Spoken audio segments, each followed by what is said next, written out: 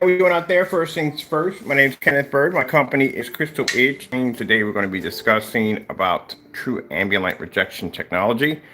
This is something that we specialize in, besides black technology, dark technology, stuff like that. All right, so as I said before, yesterday, from the demonstrations I have seen already, that I see a lot of screen paints. I don't say a lot of screen paints, pretty much. Just particular ones that are claiming, sorry about that, are claiming to have the same abilities as our products. The only problem I have with that is the fact that after reading 4K demonstrations, tropical fish, or better yet, let me see. I think I'll do outer space. Outer space, 4K screensavers. Put on that right there. And what is going on over top of me? Something's going on over top of me. But anyway, as I said before, in some of these demonstrations of claiming to be exactly like our products, which fire stick would this be? Let me see. That's that fire stick. I've got 6 of these running around the house. I figure out which ones are which. All right, there we go. Ceiling's back on. Maybe a commercial pop up there. But anyway, and some of these demonstrations, like I said, I didn't really get a chance to read through some of their specifications. And when I read through the specifications, they really do not pull up in high lit environments. They don't. You know, I never knew until I read through the specifications. Well, actually, what I've seen from the other one, no, from the lighting he has in his environment, I can tell right from there that the bottom line is he's not even pushing the numbers that he's claiming to push, and the fact that he has to have extra lighting in the environment to push those numbers, and that extra lighting is not displayed in any other videos, but those particular videos already shows me from the door that no, he has to push those numbers in order to do that. The other fellow, Partey, after looking through his specification sheet, reading his requirements needed for ambient light in his environments, wow, really low, extremely low, 150, 200, and 300. That's the lux reading and the environments. They would never push in here, and virtually impossible. The ceiling alone, if I painted you to the ceiling, you wouldn't work at all. There's physical light embedded in the screen over top. And then we have 148 inch. Mind you, these aren't 120 inch screens. And here, these are big screens. We got 150 inch to the ceiling. We got 140 inch on the ultra short throw right there.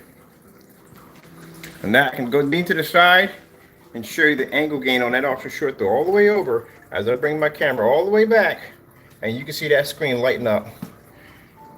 So I don't know how in the world, after, I'm gonna put my meter on hold there for a minute. Oh, sorry about that. Canceled out my hold. This is my reader. This is what my room, actually, sorry. In here, in this particular area, this is what it reads around, let me see what time it is in the day right now, probably about early in the morning. So early in the morning, our readings coming around that high. All right, around in the afternoon, peak hours, or the sun is really pushing through the house, we're around almost 1200, 1400 lux. So I don't know how in the world they are comparing themselves to us when in their specification sheet they can only push max amount of lux in environment is 300 lux. The only area in here that pushes 300 lux, under 300 lux, would be in here probably around early in the morning, probably around at 1 at 2 o'clock in the morning. We get about 262 in here, but this room in here will reach 469 or 410 or somewhere around that height in there. So I don't know. But yet these are people that are comparing themselves to our products and saying they do the exact same thing, but yet what I read in that specification sheet and what I basically we talked about on the forum, there's no way in the world. You know how dark your environment would have to be in order to be at 200 lux? You would be in a very dark environment. This is what we call an ambient light controlled environment. So what happens here is they're telling you, okay, this particular product only works in the area of 200 lux. That means you're going to have to go in your environment and you're going to have to adjust your lighting to reach the meter right there at 200 lux. Anything over that mark, that screen's going to have issues. That's what you're going to be going through. That's what they call ambient light controlled environments. You have to have a lux meter in there to be able to measure how much physical light is in the environment. If you don't meet those certain requirements, you have to adjust that light in that environment to be able to meet the requirements on the specification for that product. See that room in there lit up like that? So that light pushing that room back and forth, you couldn't have a screen in there with that. It wouldn't pick up at all. It would wash out. There's too much light in that environment. So that's what they mean by you have to adjust the lights. Get a chance, watch one of those professional screen installments. I watch them all the time. Watch a couple of those, and you'll see what they talk about, where basically they will adjust the lighting in the environment to optimize the viewing pleasure of the screen. AKA, they're actually adjusting how much light is in the environment to meet the requirements that the screen is needed in order to give you a better picture. That's pretty much what they're saying. So you can't take a projector and just throw it in your environment and go, voila. No, you can't do that. You have to use it in there for certain ambient light controlled environment, or your screen's going to have issues with colors and contrast, and it's not going to pick up correctly. Your angle gain is going to suffer. All that stuff is going to play a role in that unless you don't use it in that particular environment. So I don't know where you, not to be rude here, but I don't know where you got the idea. I specialize in ambient light rejection technology. I don't know where you got the idea that your technology or your screen paints or formula, whatever it is even close to what we do over here. Because I use a lux meter just to show how much light we have. We don't adjust jack in the house. Those curtains don't go dark. This environment doesn't go dark. Nothing. So the sole purpose, I painted a screen to my ceiling for fun, so I can basically display images off my ceiling while the lights are on.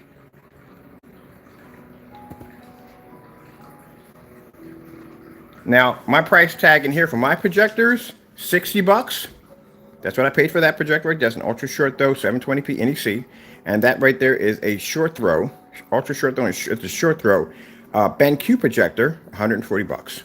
That's it. And these guys are in there with high professional 1080p and 4K projectors, and they require a certain amount of light to have in the environment. You know why? Because the screen can't. The problem is there's nothing wrong with the projectors. The projectors are perfectly fine. These are running in here with no problem. There's nothing wrong with the projector. It's the screen that has the issue.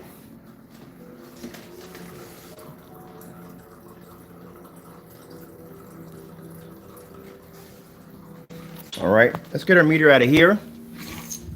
Let's go pop over into the middle room, right over in here. We're just going to the middle room. All right. We're going to fire up the meter, take it off hold. So this is what we pick up in the middle room. You wouldn't be able to pick up in here. And mind you, I had screens displayed here. I've had screens displayed here with the light coming up, light pushing here. I've had customer screens displayed there with the doors open. And this room is pulling in that much light. So that's way beyond your product right there. Let's go over here into the lounge. I got to get a new rug today too. I'm in the process of actually buying some new stuff today. So this is the lounge, not even near the windows. Windows are here, windows are here. We're away from the windows, we're right here on the floor. And this is what we pull up in here.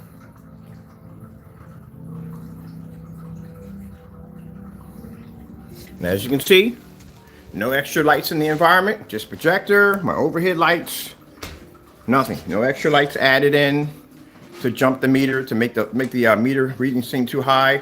None of that. It's my everyday lighting. Now, the reason why they use an ambient light controlled environment is because they already know that if you use a certain amount of lighting, like say in this lighting I have in this environment right here, right? This is a lot of lighting in here, right? Sorry about that. Say if I buy the product, right? So I stick it in this environment and the screen washes out. I basically can't go to him and complain about it because he does it on his specification sheet, have a certain requirement of how much light you can have in the environment. So he can easily say, well, look, how much light do you have in your environment? Well, my meter's coming in at 1,000 lux. Well, you can't use that in 1,000 lux. The specification sheet says here that you have to use this in an environment of anywhere from 150 to 300 lux. So that means I have to go in here and I'm going to have to adjust my environment in order to hit down to 150 or 200 or 300 lux in order to accommodate the screen so the image can show up better, because my environment is pushing off way too much light. There you go. So that's why I said I don't understand when people say our stuff is ambient light rejection, when you have to be in an ambient light controlled environment. Because this is my everyday lighting in my home. Because I can walk in when I come downstairs. If I'm walking into any one of my rooms, I should be to do this. Walk into my room and do this. Turn my lights on and see my screen with no problem. It shouldn't affect the screen at all. So most people in an environment like this, the first thing they're going to do is they're going to put curtains here, because the light that comes in from my kitchen generates a ton of light. In this room right here, they're going to put a curtain across here, and they're going to put a curtain here. They're going to block all the light from these sections right here. They're not going to use the overhead light. They're probably going to put in condensed lighting so they can control the lighting and make it dimmer in here. That's what they're going to do. I don't do that nonsense. Same thing in here. It'd be a curtain here, a curtain here, a curtain here. All these will be black curtains, especially it'd be black curtains here and here to knock out as much light passing through here. Probably dark curtains here too. So if you notice, when you look at somebody's environment, you'll notice there's black curtains or dark curtains everywhere in the environment to keep any light from coming through. This is what we notice when we watch demonstrations. Sometimes we'll go with the light white shades, because the white shades will basically allow that ambient light look like there's more light coming in, but it's actually blocking a lot of light. The blinds, which are my personal favorite ones, is when they take the blinds and they put them on a slant. And you put them on a slant, what it does, it gives the illusion that there's light pushing through. I've seen that happen in, what was it, Leak Screens was advertising the ceiling light rejection technology. Look at that. And in that demonstration, I was looking at the blinds. I was like, how come you can't see any objects on the outside? Because the blinds are on a slant. So when the blinds been on a slant, you still have light pushing through, but when physical light hits that slant, it goes straight down. Same thing when you have a lampshade. Lampshade light only has two choices, up or down. That's it. Can't go out from side to side unless you have a very, very, very, very, very, very thin shade where light can push through, and that kind of defeats the whole purpose of having a lampshade to begin with. But yeah.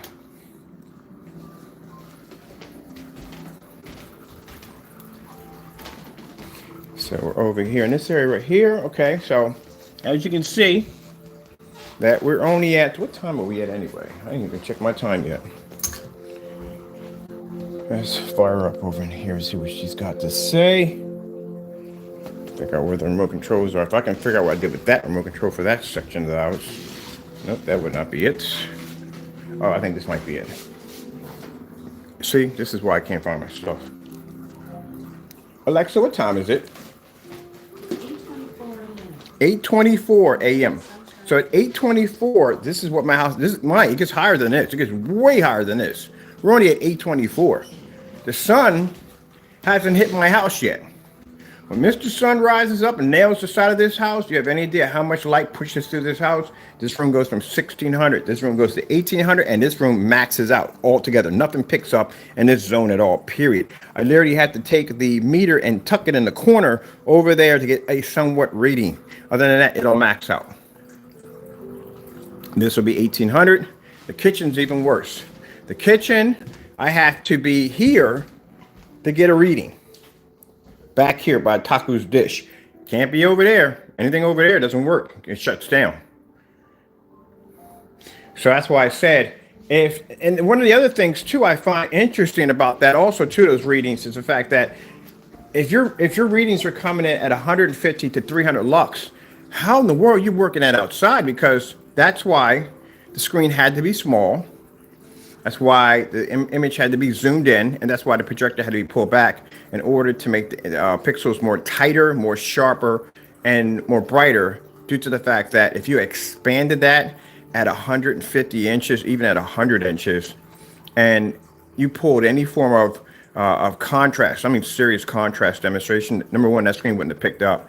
If that's the same sample sheet, and it is, this is actually the same sample sheet that you used in the demonstration to paint the screen, that screen's kind of a gray, kind of a darkish gray. So contrast levels would have never picked up on it to begin with. The colors wouldn't have picked up correctly. If you did that at 150 inches or 100 inches, it would have had some really complicated difficulties producing a contrast level at that distance or that far away, because your pixels would have been completely strained out. And on top of that, if your product can only pull up at around 150 to around 300 lux, or 100 to 130, well, let's make sure we look at this first, because I want to make sure. We'll just say 100 till we look at it to 300 lux. How in the world are you going outside? Because my environments in here are crazy, crazy bright. We're not even in the max out zone. Max out zone, nothing picks up down there. That's down below. And nothing picks up in that shop. So can you produce and have a product, any screen paint have a product, if they're not reaching beyond 300 lux, you can't take that outside. That screen's not going to do too well. Let's really quick, because I got to be downstairs real quick. I got to do some demonstrations off the black screen and some other things. We got to do some testing down there. I'm going to change out the ceilings or something else. Let me see for a minute. You got to figure which one's the ceiling. No, that's not the ceiling. Let's go to the ceiling. I want to put in,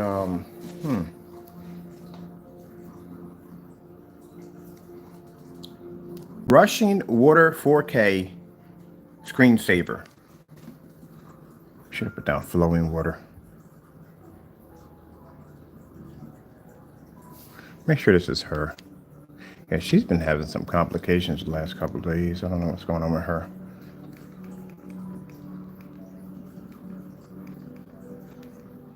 Yeah, you got to make sure, you know what I mean? 300, you got to add that up. 300 lux. You're burning more than 300 lux in your environment. Those meters are really cheap. Go on Amazon, get one, go through your house, see exactly how much light you have in there, and that's what's going to happen. You're going to have to control, you're going to have to adjust the environment to how much the meter can put out. And 300 lux is low. I mean, really low. So you're going to have to turn your living room literally into a cave, because that's not a lot of light, to tell you the truth. At the end of the day, my bathroom is brighter than 300. My bathroom, okay? So that tells you right there where you're going to be at.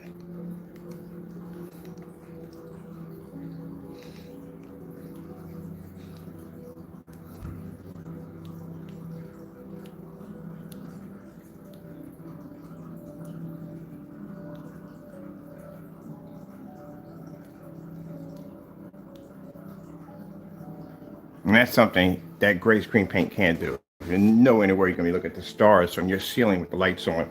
That's not going to happen.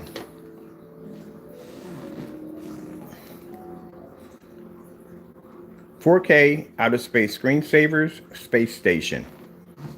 I'm going to change this over to a space station.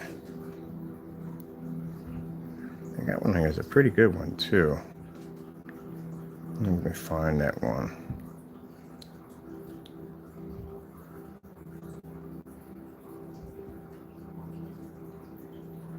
Go back to this one real quick over here. So let's do something fun here. Football highlights. Game's going to be coming up. I still haven't decided which one I'm going to. Most likely, a few people ask me that. Sorry about that, people. I'm sorry. It happens. We're human. But anyway, yeah, someone's asking me, which screen am I watching the game off? Like, I haven't even decided yet, to tell you the truth. Most likely, it's going to be that one. It's always that one. That's the only one I watch. Mostly I watch movies over. That screen over there. Football highlights. There we go. Now she's playing right today.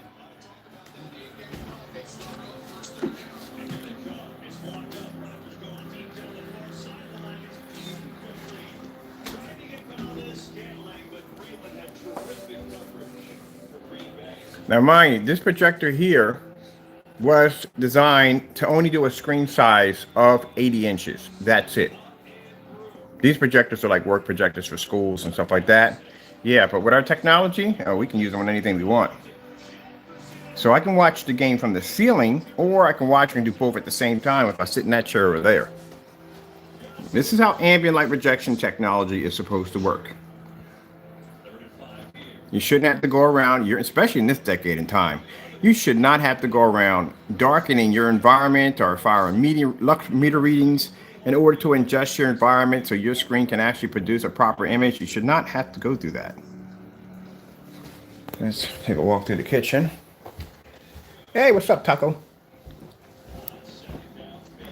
I'm sure if at any angle that I turn, that screen's gonna pull up.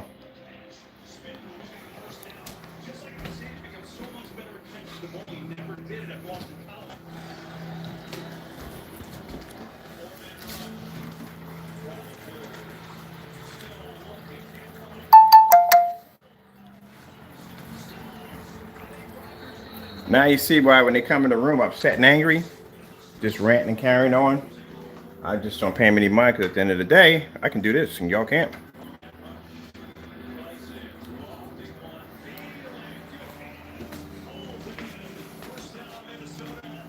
Tron Legacy. Tron Legacy.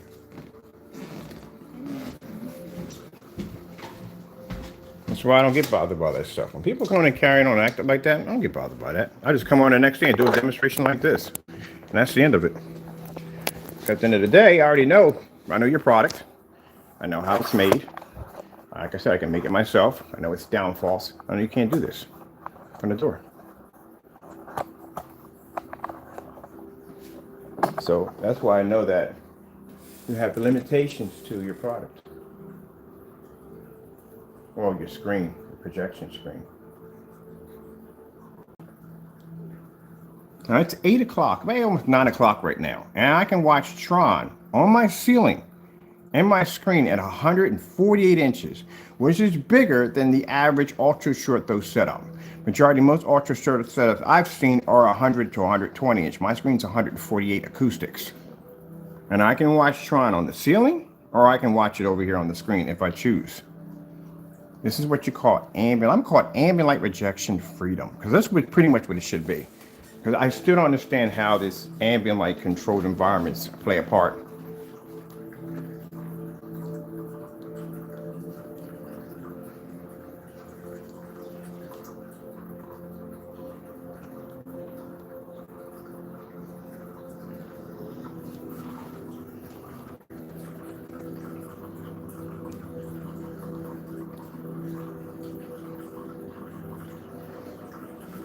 That's amazing. Watching a movie from two different areas on Fire Sticks is freaking amazing.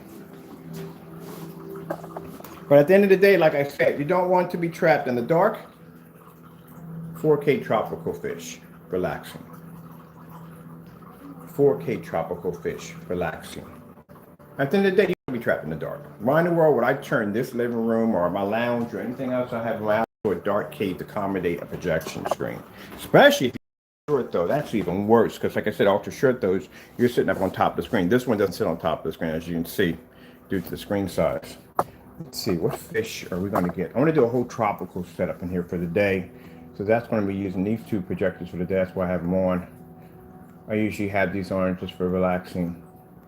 The ceiling's just a display. So I was going to put whatever I want up there. As a matter of fact, yeah, I think I'm going to go with that instead. I like this one right here. I don't like to sync them. I don't like the same thing. I want something different on each one. So I think for the top, I think I'm going to go with maybe the sea turtles. Here, I'll show you what we're doing at the top so you can see what we're doing. You can see, I can see my menu crystal clear from the ceiling. This is a, if you want to know the screen pad on the top, this is a Phoenix up here. This is a Phoenix technology up top. We're going to use this demonstration right here. I like this particular video. This is a good one. And an acoustic right there. Those are acoustic screens. Now the acoustic screens are seasonal screens. We don't do those all year round. They have to be sprayed outside, so it gets cold down here, so we stop doing those. So we stop at a certain amount of time, those get pulled off for a bit, and then when it gets warm again, then we fire them back up again. Let me see what we got going on this one over here. I think I'm gonna do well, we got this one. This looks pretty nice, doesn't it? I like that right there. That is really cool. Okay, we'll take that one right there. This is how it should be, literally. When I get up in the morning, this is me. When I get up in the morning, this is me firing up my screens on my ceiling. This is me firing up my screens on my acoustic screens. This is how ambient light rejection is actually supposed to.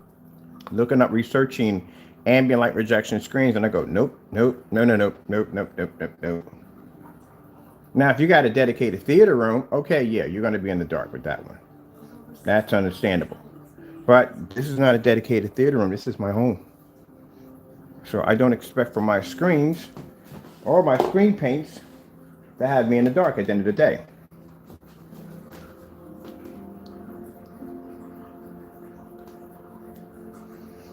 Now, the reason why I told you I don't like using ultra short throw projectors, due to the fact that ultra short throw projectors, the ones I've seen in demonstrations, will literally sit right up on top of the screen. So if I do a demonstration off that screen, I'm gonna do a demonstration screen on ultra short throw and long throw. But when I dedicate a ultra short throw to that particular screen, that's not good, because at the end of the day, you know, it's really, I consider it to be cheating, because the fact that you have a projector literally sitting so close, the distance throw isn't there. It really doesn't tell what the screen can really do if it was faced with a long throw projector. So how far can you pull that projector back before that screen starts to deteriorate? That's why I'm glad we have over 25 feet in here to play around with.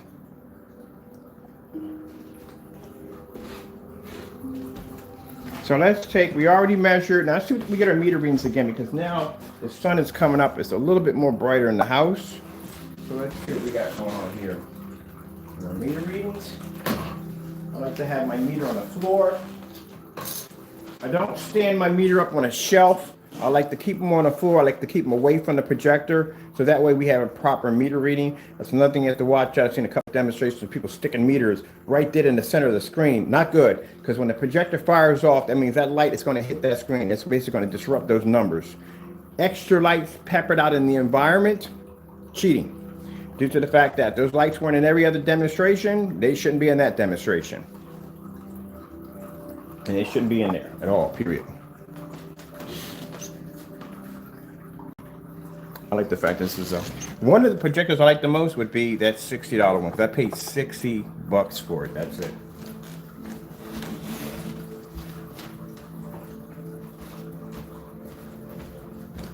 You got people with $3,000 and $4,000 projectors, and y'all can't be in an environment like this. I've seen your environments. Your environments are horrible. And I got a $60 NEC cheap bigger. Most people are going out and getting those Valve projectors, those cheap knockoff projectors. They get those projectors because projectors claim to give you a 150-inch screen, so people jump on them right away. Oh, 150-inch screen. But yet, I have not seen a demonstration yet at 150 inches on that. You know why? That pixel shifting technology. Think about it. If you don't have 4K to begin with, and you got to take whatever pixels you have to compress them together to give you a sharper and brighter image. Mind you, the more compressed the image is, the sharper and brighter the image is going to be. How are you going to be to get a sharper and brighter image if you max your projector at 150 inches? Unless you got a pixel generator in there that's going to generate pixels out of nowhere. Other than that, your best bet to produce a somewhat good picture would be in the range of 100 inches. That's it. 120 would be pushing it. 150, now I don't even know how that's even going to work. So it would automatically start having issues with the light in the environment and colors and contrast if this thing is trying to compress while you're trying to basically expand the screen at the same time. See what I'm getting at? That's where there's going to be a problem at. That's why you don't see it. I haven't seen any one of them yet at 150 max in a fully lit environment. I've seen 120, and it's still, the environments are pitch black dark. I'll give you something to think about. So a lot of people logged on those projectors because of the fact that they could get 150 inches. Like, man, it's not the freaking projector that's going to give you the 150 inch. It's the screen that's going to give it to you. So here we are with our technology on a projector of $60, 720p at 148 inches. It's the screen at the end of the day. You got projectors, and I hate to beat a dead horse to death, but it is what it is. If you do the demonstration and you do it to yourself, guess what? It's business. You got to look at it that way. You got a projector at $3 to $4 grand, 2 million to 1 contrast ratio, 3,000 lumens, and you're sitting 2 feet 2 inches away from a screen. Does that look like 2 feet 2 inches? That's actually farther back than 2 feet 2 inches. At screen size, I would doubt that screen was 100 inches. I would say about 92 inches, because I got 106 downstairs and another 100 inch, and it doesn't even come close to looking to the size of the screen I have there. But you're doing that demonstration, and I have more light in that environment right here and in here, and that screen was washed out. All of them were washed out. I wonder how far I'm away from my screen. I never really measured, but I know I'm farther than 2 feet. Probably about 4 or 5 in here at the most. There's only 56. How's it only 56, Danny P? You know how to read a meter? So how's that 56? Where does 56 come in? Danny apparently used glasses. Tell me where it comes in at 56. Where? We'll put the meter down and you explain to us how it's 56. All right, so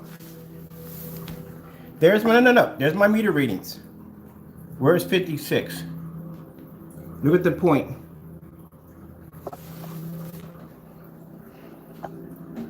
You don't know how to read a meter.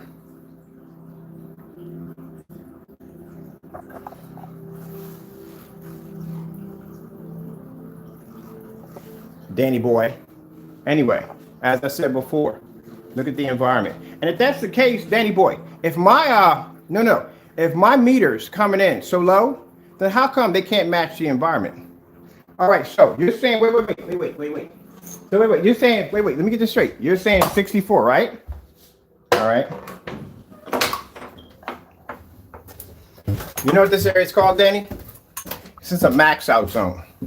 So you explain to me what these readings are.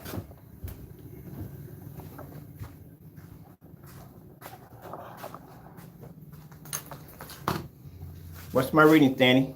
Danny, yeah, real quick. What's my readings?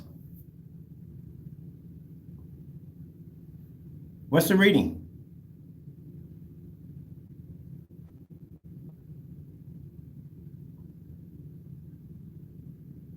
I asked you a question.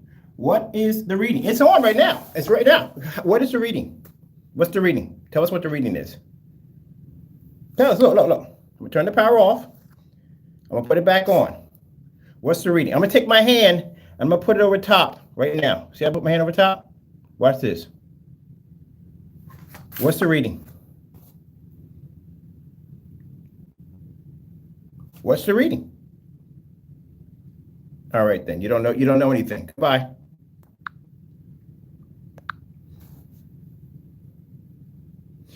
They made a suggestion. I bring it down here in the meter max out zone. Now he doesn't understand what's coming up. The reader is maxed out. It's not picking up at all.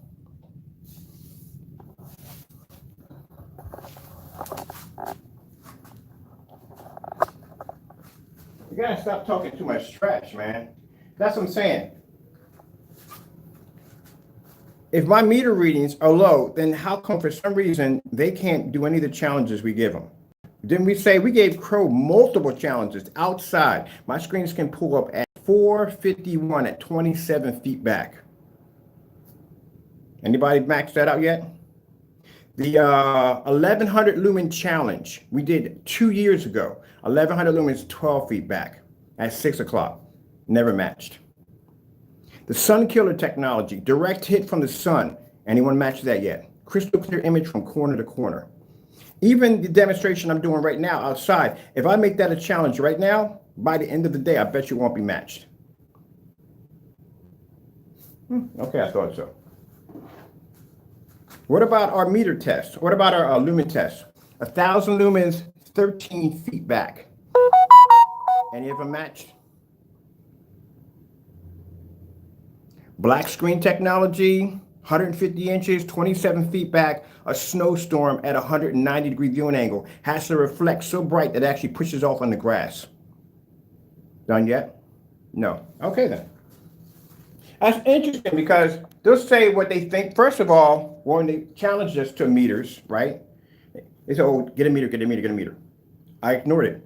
What's the point of getting the meter when you guys don't even do the same demonstrations that we do over here to begin with, when you're talking about ambient light projection technology? Because if I go on your YouTube channel right now, even your customers, you're not even in this kind of lighting right now.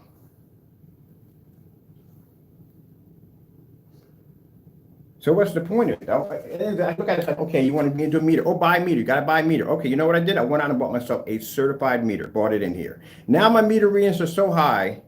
Now it's the complaint comes up. Oh, well, he's got to be, he's not reading the meter right. He's not doing this right. See, always excuses. So if I give you a challenge, all of you, a challenge right now, you naysayers, a challenge right now. I want to see an image outside, 27 feet back, 150 inch. Yeah, that's what your screen's going to max out at 150. You're going to match us now.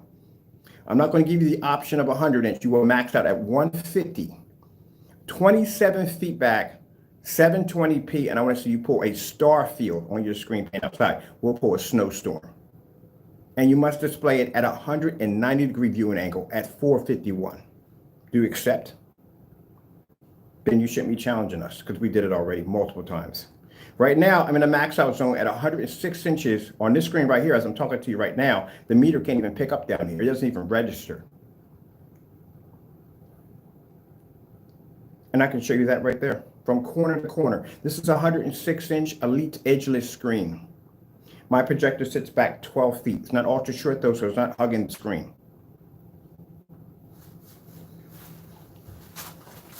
I thought I saved this one for last. Now the reason why I saved this one for last, because not to be rude here, but we got the naysayers. I love entertaining the naysayers. Because when I'm upstairs and they're watching me walk through my house, displaying this 126-inch in the window that's displaying outer space with all this sunlight pushing them across the window. That doesn't amaze them yet. I walk into another room, I have a 148-inch laying up on my wall at a $60 projector that can view at a sharp 190-degree viewing angle and still pick up an image that's being displayed off a ceiling that comes in at 150 inches. But still, not impressed yet, even though you don't have anything like that. And then I come downstairs and I bring out the max out zone, which means we're down here using high-end fluorescent lights where meters don't pick up. So what's my reading? When I asked him twice, he couldn't say anything. There's no reading at all, period, because meters don't pick up down here. There you go. That's what you got to do basically when you deal with the naysayers. I set them up. It's like playing, like, you know, you watch what's the word, volleyball, and they set it up for the serve. I know you're going to come here. I know you're going to carry on. I know you're going to act up. I know you're going to question me. So always have something set up ahead of time. And this is what I had set up for you. So you run your mouth about all your meter readings, that blah, blah, blah, blah. Then we come downstairs and meters don't pick up at all down here. So what's my reading? You can't say anything because the meter doesn't pick up anything down here at all. Light we had down here. And then I display a screen. Not on a cookie cutter size at 106-inch. Official screen, Elite edgeless. Here, let me show you something real quick.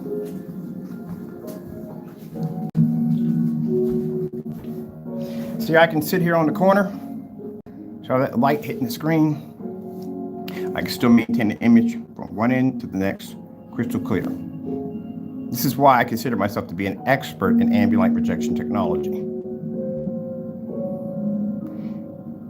None of alone, you couldn't match the technology. Not saying the naysayers, but the naysayers only. You couldn't match the technology, but you couldn't even match the ambient light in the room. Starfield screensaver. We know the screen's black is going to pick up. This is a black phantom we have in here now. We had the red in here. The red, I'm going to be pressing to a piece of wallpaper screen, and I decided to do the black phantom in here.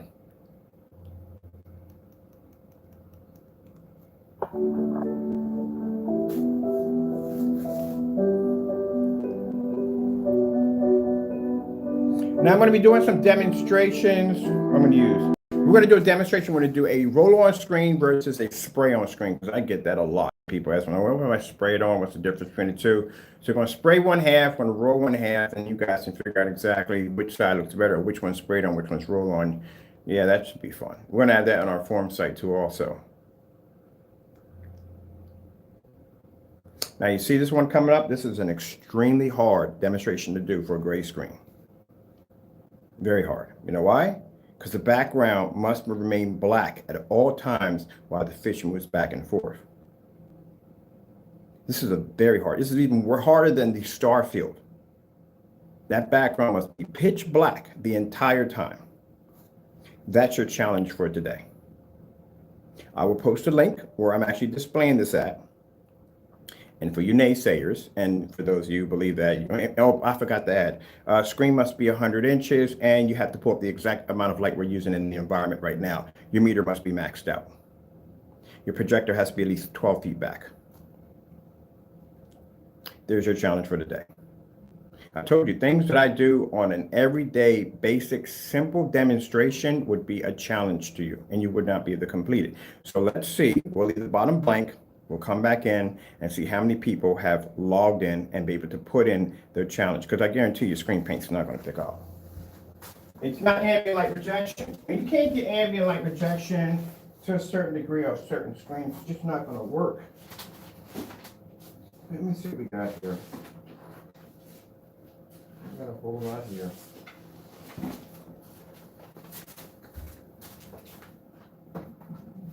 So I don't know how that's going to work out. You got to match the background. No gray screen paint is ever going to be able to pick that up. All right, there's a challenge for today. It shouldn't be that hard to do it, to tell you the truth. We don't bother giving us challenges, please.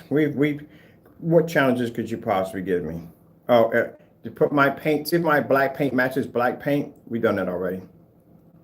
Black fabric, we've done that already. Black vinyl, we've done that already. And then t-shirts and hoodies and just about everything else we threw against the screen just for fun, did that already. Wrote my name in the screen, did that already.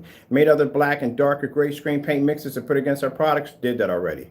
Made a darker gray screen paint gunmetal product to put against my screen, done that already. Did one against the green screen, done that already. Did one against the red screen, done that already. Certified projection screens, 18N, 8/4/5 certified screen, ultra short throw, done that already. Done this demonstration at 1,000 lumens, done it already. What?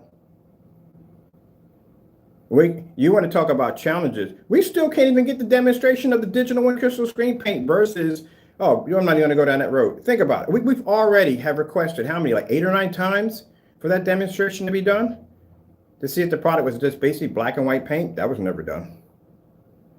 And then from the demonstrations I have seen already from the other demonstrations claiming to be ambient light projection, one of the screens, which under Part A, was a little tiny screen that he painted, tucked under the fireplace, and that one matched the side of the wall to the paint he had in his house. Matched it perfectly. How do you explain that one? But yet the screen paint took a 4-coat application, and the wall probably only took 1. And the wall matched his screen with no problem. There you go. All right, there you go. All right then. But if you're going to say, hey, what's the difference in your product and black paint? How many links you want? Because I got about 7 of them. I'll put them all there if you want them. You can look through all my links. There you go. All demonstrations done live. So if somebody comes and say, hey, what's the difference in your product and black paint? Well, here you go. Which one you want? If I ask the question, what's the difference in your product and black and white paint?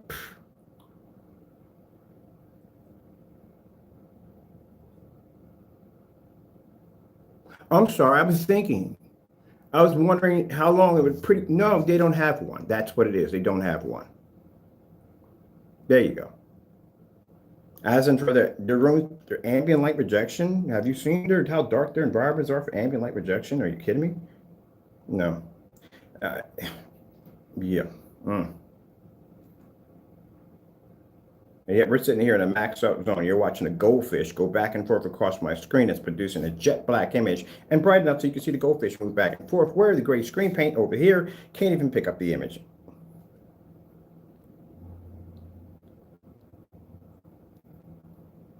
Limitations.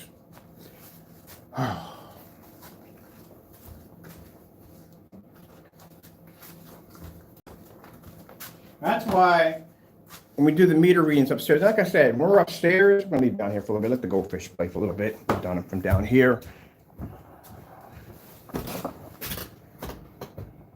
And just look at it from a distance right there. Isn't that beautiful?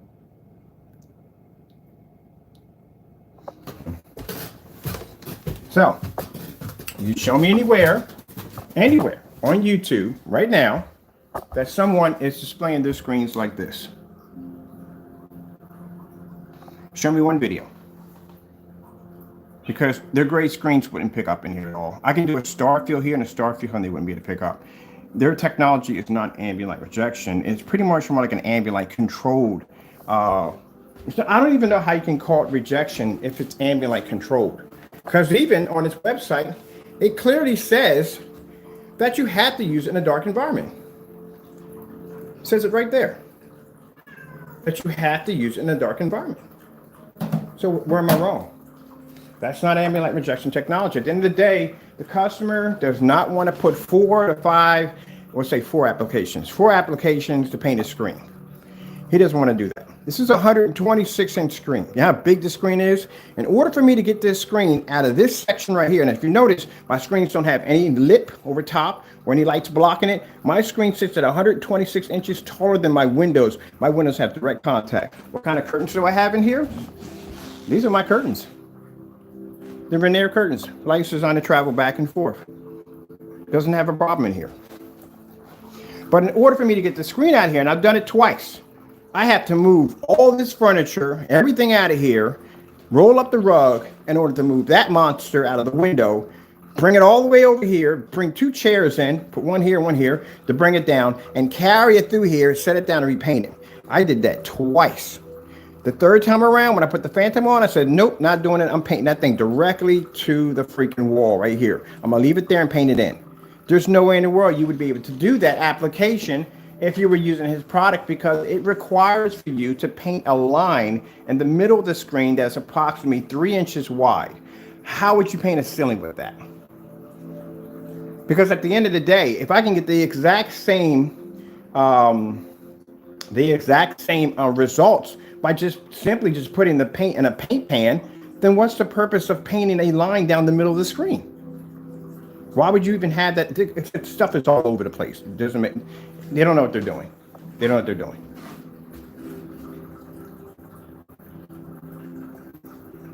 You got a better chance of painting 150. See the size of this screen at 148 inches. Do you have any idea if I were to take the screen off the wall, look at the floor room, and try to paint this thing? Or if you're building a screen at 150 inches, you're not going to build 150 inches outside because you're not getting it through the house. It's actually, is this taller? I think this is taller than my doorway. Yeah, it's actually taller than my doorway. Maybe taller than the doorway. Yeah. So chances are, if people are going to buy a screen at 150 inches, they can assemble it outside and paint it outside. But then again, you run the risk of anything hitting your screen, bugs, dirt, leaves, whatever. So they're not going to do that. They're going to do it inside the house. That's a 150-inch screen that you got a better chance painting against, standing up against the wall, than you have on the floor. So the requirements of taking your paint and pouring it out in a 3-inch wide line on a flat surface, it's not going to work if a person has a screen that's stationary, or at the end of the day, they just don't feel like putting a 150-inch screen in the middle of the floor and pulling all the furniture out of the environment just to accommodate to paint the screen. No. You got to think things before you do it. But from what I've seen in the ambient light, in the demonstrations already on the screen paint, even outside, you got a screen size that's 2 feet by 3 feet. That's supposed to be your demonstration screen. So I just noticed when I was watching demonstration that the screen that he painted in the demonstration is the screen that he literally used throughout most of the demonstrations on the channel. And one of the things that was sitting outside that small little screen was the screen he was demonstrating outside. At 12 feet, you know how big a screen you get from 12 feet? So keep in mind, my screen downstairs is 106 inches. My projector sits back 12 feet. How in the world are you outside with a screen that's only 2 feet, maybe 2 feet by 3 feet or 4 feet, and you're at 12 feet away from the screen? Something doesn't add up there. That means what you did was you took the zoom on your projector and you pushed it into the smallest screen size, and then you pull that back. By doing that, what that does is basically it pushes the pixels tight together. It's like a, I don't know, a version of pixel shifting, but a cheaper version of doing it. And push the projector back to equal to 12 feet, but also too to fit the screen size. Because as the projector pulls back, the image is going to basically expand. Not by much, but it's still going to expand. But it's still going to have a tighter and sharper image because you push the image in. So how's it when you do a demonstration inside, you're approximately 12 feet, now your screen's at 100 inches, and you maxed out the screen. See, there you go. That's how we know. And if that's the same screen as I saw painted, that light gray, again, as I said before, it looks a lot like a Frankenstein. It does. Right from back from it looks like a Frankenstein. As a matter of fact, the wall, like I said, where he displayed the screen at, is actually almost the same color as the screen paint. It's just a little darker. And it matched. And all the while, we're having this interesting conversation, and you're watching. I love this because I'm having this conversation with you, and you can watch my screen in the next room fire up with all that light. Isn't that amazing? How all we're just having this conversation here. This is what the naysayers can't stand. It's different when you come in and you talk, but it's another thing when you can come in and talk and back it up at the same time. So you're in here watching me, 148. 150 inch on the ceiling, and in the next room you're watching 126 sit in a bay of windows, not no walls blocking it, not tucked away in a little tiny hidden pocket, sitting right out there exposed for all that light, and you can watch it with no problem. Now let's see, projectors. We paid all together for our projectors in this environment $700, $500 for the Chrissy in the next room that sits back 18 feet. Our projector here at $140 on the floor, the BenQ, and on the floor $60, $700. So my $700 projectors, used, outdated, and old, discontinued many, many years ago, I can produce an image in a fully lit environment, way beyond anything you've ever seen on YouTube. And all these screens have been certified tested, which means they have beat 18 to 25 certified screens, long throw and ultra short throw. They have passed their test of being outside at 1,000 lumens at 13 feet back. And I can do this at $700, where some of you have $3,000, $4,000 projectors, top of the line, new models, and you're sitting in the dark.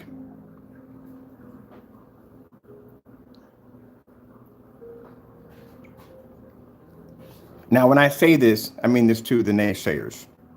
The naysayers. As for my customers, they want something better. They do at the end of the day. They want something better. There's nowhere in the world you're going to spend the time to have a beautiful living room, a beautiful house, and you're going to sit there and subject it to make it look like a cave. Oh, that's what you were going for when you went to IKEA. Like, let me see. What kind of furniture? I want the Batman look, the caveman look, the prehistoric look, the Neanderthal look.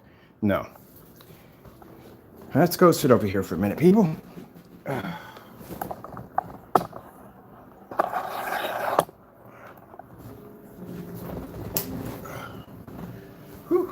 Long day today, eh? Let's sit back in my recliner. There we go.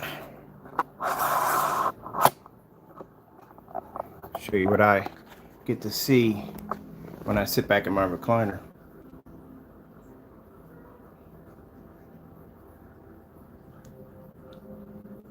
That's how clean that screen comes up. So at 104, people asking about the size of this screen. At 148 inches, my screen is about this close to the ceiling. Sorry about the paint, I'm still working. But about this close to the screen. So my light that's coming off my ceiling is not only in the dead center of my projection screen here, but the light is hitting here at the same time. There's light coming from here, and there's light coming from there at the same time.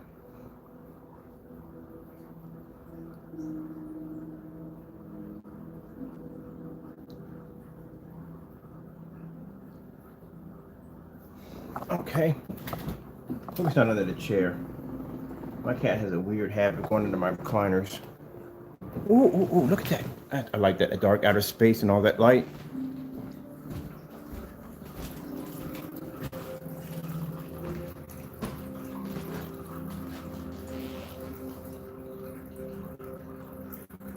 Hold on for a minute. Where's the remote control for that one? We got one in the kitchen, but the kitchen, that one right there, I got boxes stacked in there because I'm still doing orders for the Black Friday sale. So the kitchen right now is just, I can't use the screen right now. That's the projector right there for the screen right here. But right now we're getting ready for more orders to be shipped out for this week. I got to make sure that the holiday is not going to disrupt my ship out date. So I got to figure that out if the post office is going to be open. So we can get you guys ready for that.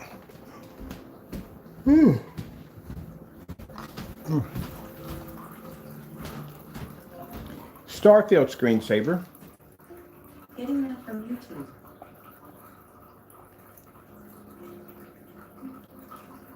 I like this right here. Look at the ribbons. Ribbons are pretty cool. Oh, they got the New York City. With Ring Alarm this holiday season. Nah, but that's what I'm just saying. At the end of the day, you don't want to be trapped in a dark environment. That's what it comes down to. Nobody wants to be trapped in a dark environment. I think I'm going to do some demonstrations here in the middle room. So I'm probably going to bring in the I'm probably going to bring it in here, the invisible screen, and we got a 235.1 acoustic. I'm going to set it up over there. Do a meter reading in here. Oh, it maxes out in this room right here. That can make a challenge for you today, naysayers.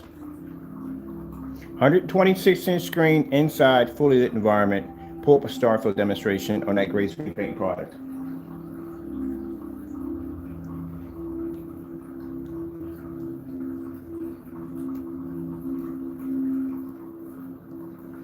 Because like I said, at the end of the day, as I said before, oh, look at this, check this out. Boom.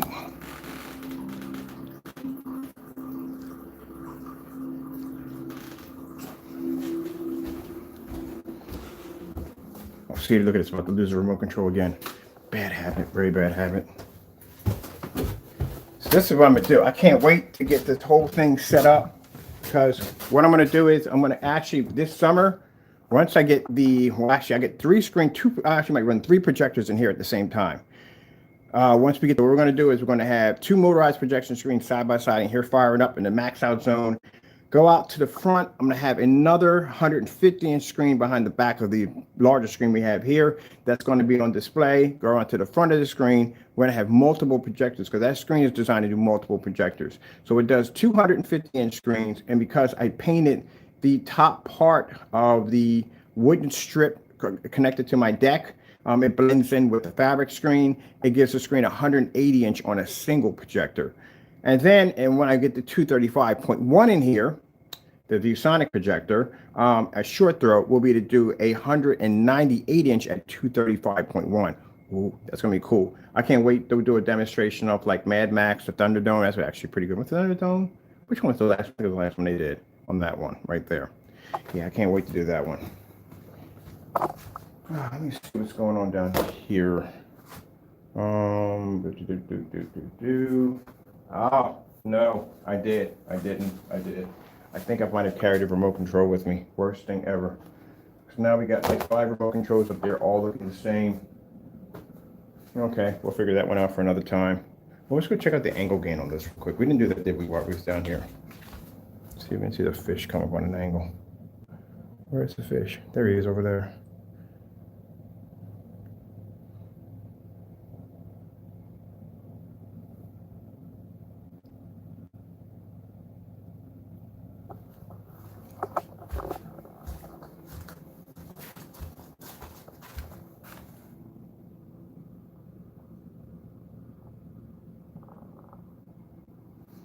But I love when I hit there and go, oh yeah, I know what the meter readings are. And I bring it down here and the meter maxes out. I'll be like, okay, what do we got now? Nothing comes up, not a word. Yeah, because there's no meter reading down here. They don't pick up down here. So you want to talk about ambient light. I can do one challenge alone in the max out zone. You wouldn't be able to pick up. We're not even outside yet.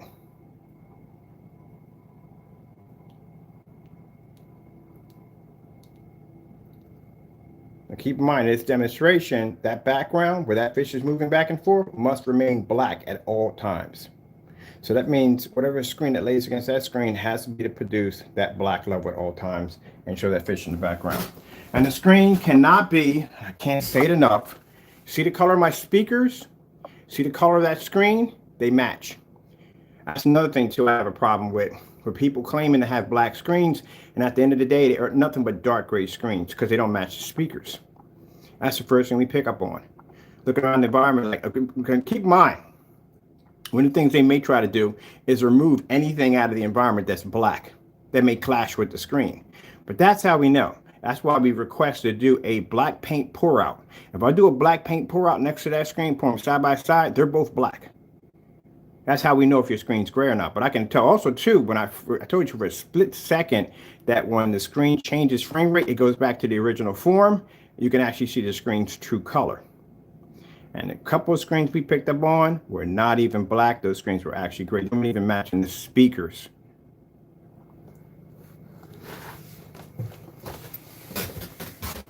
See my sofa, speakers, all that stuff's supposed to match. That's another thing we noticed too.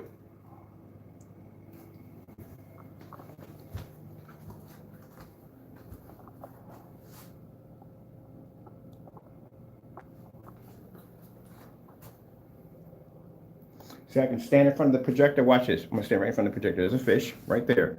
See how black that screen is? And if I move away, the projector's on. The screen is literally just that black. See? Doesn't change. It always remains black because the screen is actually an official 100% black screen. Where if you walk in front of some of these screens, they look like they're dark, and then you move away and it's gray. Like, how the frick does that even pop off? It doesn't even make any sense. And we still haven't got those tests yet. Those demonstrations, keep in mind, you know, when we do black screens, we're constantly challenged all the time. People are always saying, well, you know, I want to see your product against this, and I want to see your product against that, right? But these are the same individuals that we give the same thing back to and say, okay, you got a black screen. Let me see against this. Let me get this inside. Let me see you match your demonstrations. They're never done. That's a phoenix. That's a black phoenix on the ceiling.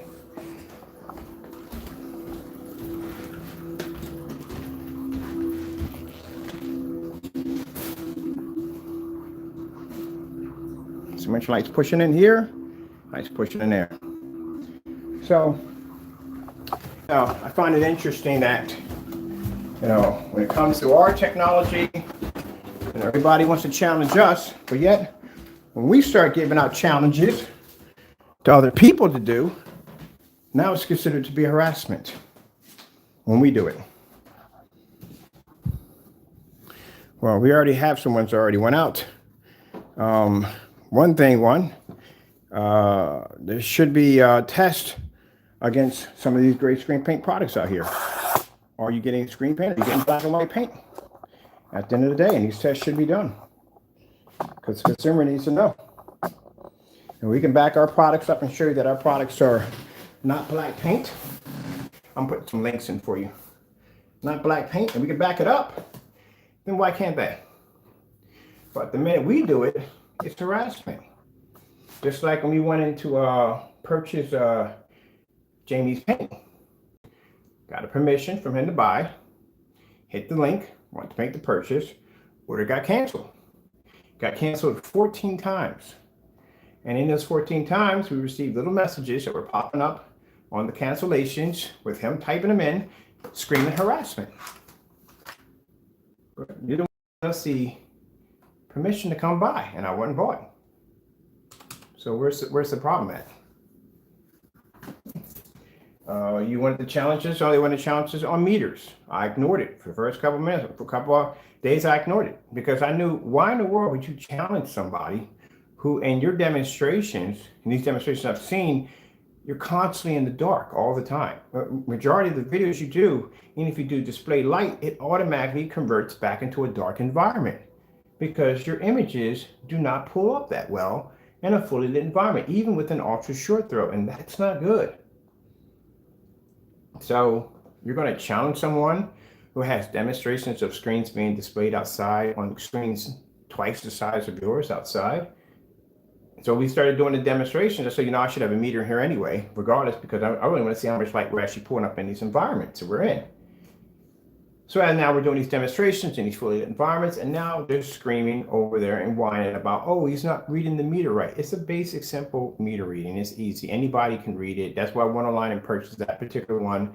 They had a couple other ones that were very high tech. I didn't know much about meters, so I took the easiest one I could get that I can learn from, went online, watched the reviews, and people used it. People were using it for plants and other stuff like that for it. So that's what I got.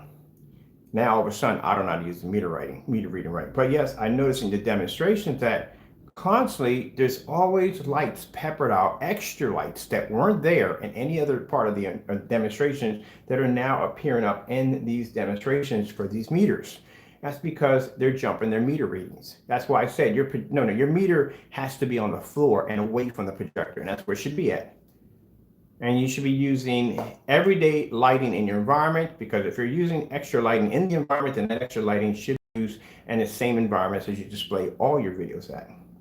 I would love to see a demonstration with beginning to end with the lights on. I'm talking about pull up those blinds, brighten that whole entire area up. As for Mr. Partey, I really would like to see a demonstration of his gray screen paint product laying against that house, against that screen he has, against the wall painted in that theater room. I would love to see that. I would. Because at the end of the day, it just shows you. And the reason why we need to see that, I'll tell you why. I'm grabbing my charger. The reason why I need to see that, there's something that I'm looking at I want to see real quick.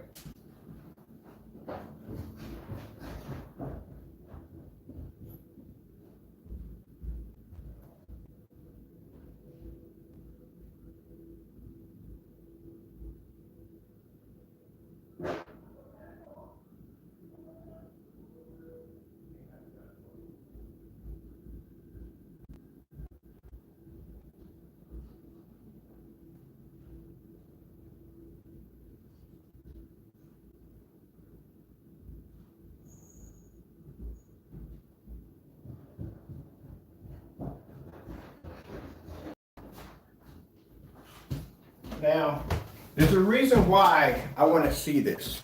And you don't want to know the reason why? It's not the fact that it matches. That's not it. This is more than that. It's more than that. His screen paint requirement, I'm always looking up something crazy. I'm looking at this right here. His screen paint requirements require for the screen to be painted 4 times to put on the application. Now, my theory is the reason why he did this was to separate himself from Crow, because Crow's product looks exactly like his, and it does. It looks exactly like his. So in order for him to have a different identity than Crow's, he would have a different way on how the surface had to be painted. Now, for those of you who think that, oh, you're going off on a weird theory, no, hear me out. Hear me out. I've told you these things before, and they always pan out exactly the way it happens. Trust me. So, if you notice that when he did the demonstration, that the wall next to the fireplace matched his screen perfectly, and it did. When the first time I saw him display the screen in that little pocket area, I was looking at the walls. I was like, gee whiz, it looks exactly like the screen. Like, I wonder if he expanded the projector out, how close would that wall paint come to his screen? So, with that being said, because I said before that the reason why I think he put in that whole entire complicated how you have to paint it on to make his product, number one, seem more than what it was. Number two, to separate himself from Crow's product, because at the end of the day, they do both look exactly the same. I guarantee if I bought his product, bought it down here, and I stuck it next to one of Crow's products, it would blend in pretty well. Very, very well. So with that being said, the reason why I'm saying that's because if he does a demonstration where he paints that screen and he puts it right in the center where that wall's at, and that matches his screen, then that means at the end of the day, you don't have to put 4 applications down in order to paint one of his screens. You only need that particular color that's on that wall. That's it. And I'm pretty sure when they painted that theater room that they didn't put in 4 applications of paint. They said, we're going to put a red, a blue, a green, and then we're going to put this font. No, they just primed the area, probably primed it, or if it had an all-in-one primer, but chances are they probably primed the area and then they applied that paint to it whatsoever, the paint they had for the room. So that's what I find kind of interesting, because if that's the case, then that means you don't have to put in a 4 application. That was just put there for the simple fact of trying to separate himself from Crow's product altogether. That's my theory right there. But, and like I said in the video, it matched his screen perfectly. Actually, a little bit better because that one's a little bit more darker gray, so its contrast levels and colors would pop a little bit better.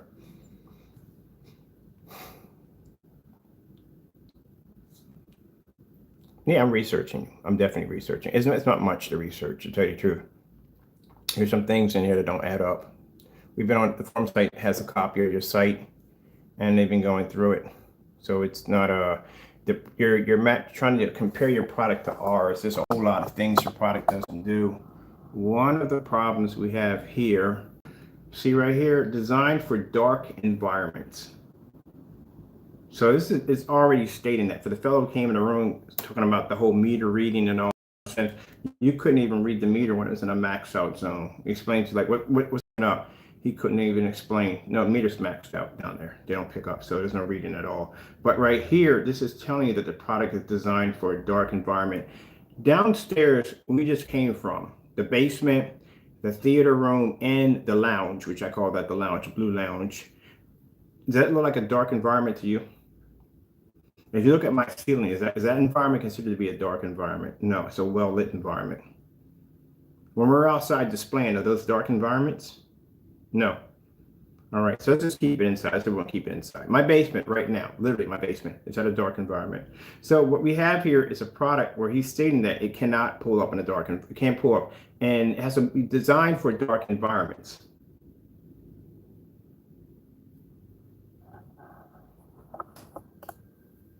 So how can you compare your ambient light rejection technology to ours when we can paint a projection screen on a ceiling and turn the lights on? So I can sit there in that chair and I can read a book while I watch a movie over top of me. On a projector that cost me 140 bucks. That projector is 2700 lumens, by the way, in eco mode.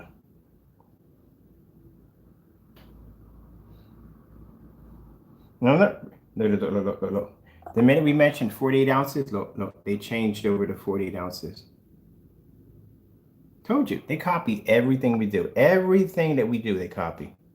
Everything. They copy everything we do. I don't mind. Like I said, at the end of the day, it's just 48 ounces of bottom line of a product that's not tested correctly, because at the end of the day, and yeah, he didn't add that up right. If he's doing 48 ounces, remind you, you guys send 4 quarts of this to 4 quarts of this to the customer, because it's a 4-coat application. Now, how we know that we can get 150 inches out of 48, because we've done the measurements. You have to do the measurements before you do this. So I don't know how that's going to work, and how can you have your measurements at 120 inches? See, this is how I know they're copied off us, and so I can tell you why. See right here, 48 does more than 120 inches. A lot more, because you're getting 16 more ounces.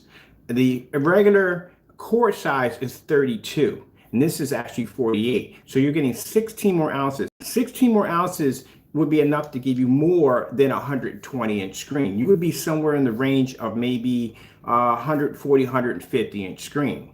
So the simple fact that he has 120-inch here and he has 48 here shows he changed just at the last minute to try to compete with us. But the sad thing about it is he didn't understand that 148 is going to cover more than 48 ounces is going to cover more than 32. 32 would do somewhere between 100 to 120 inch. You didn't think that through when you put that on your website. You outed yourself that fast.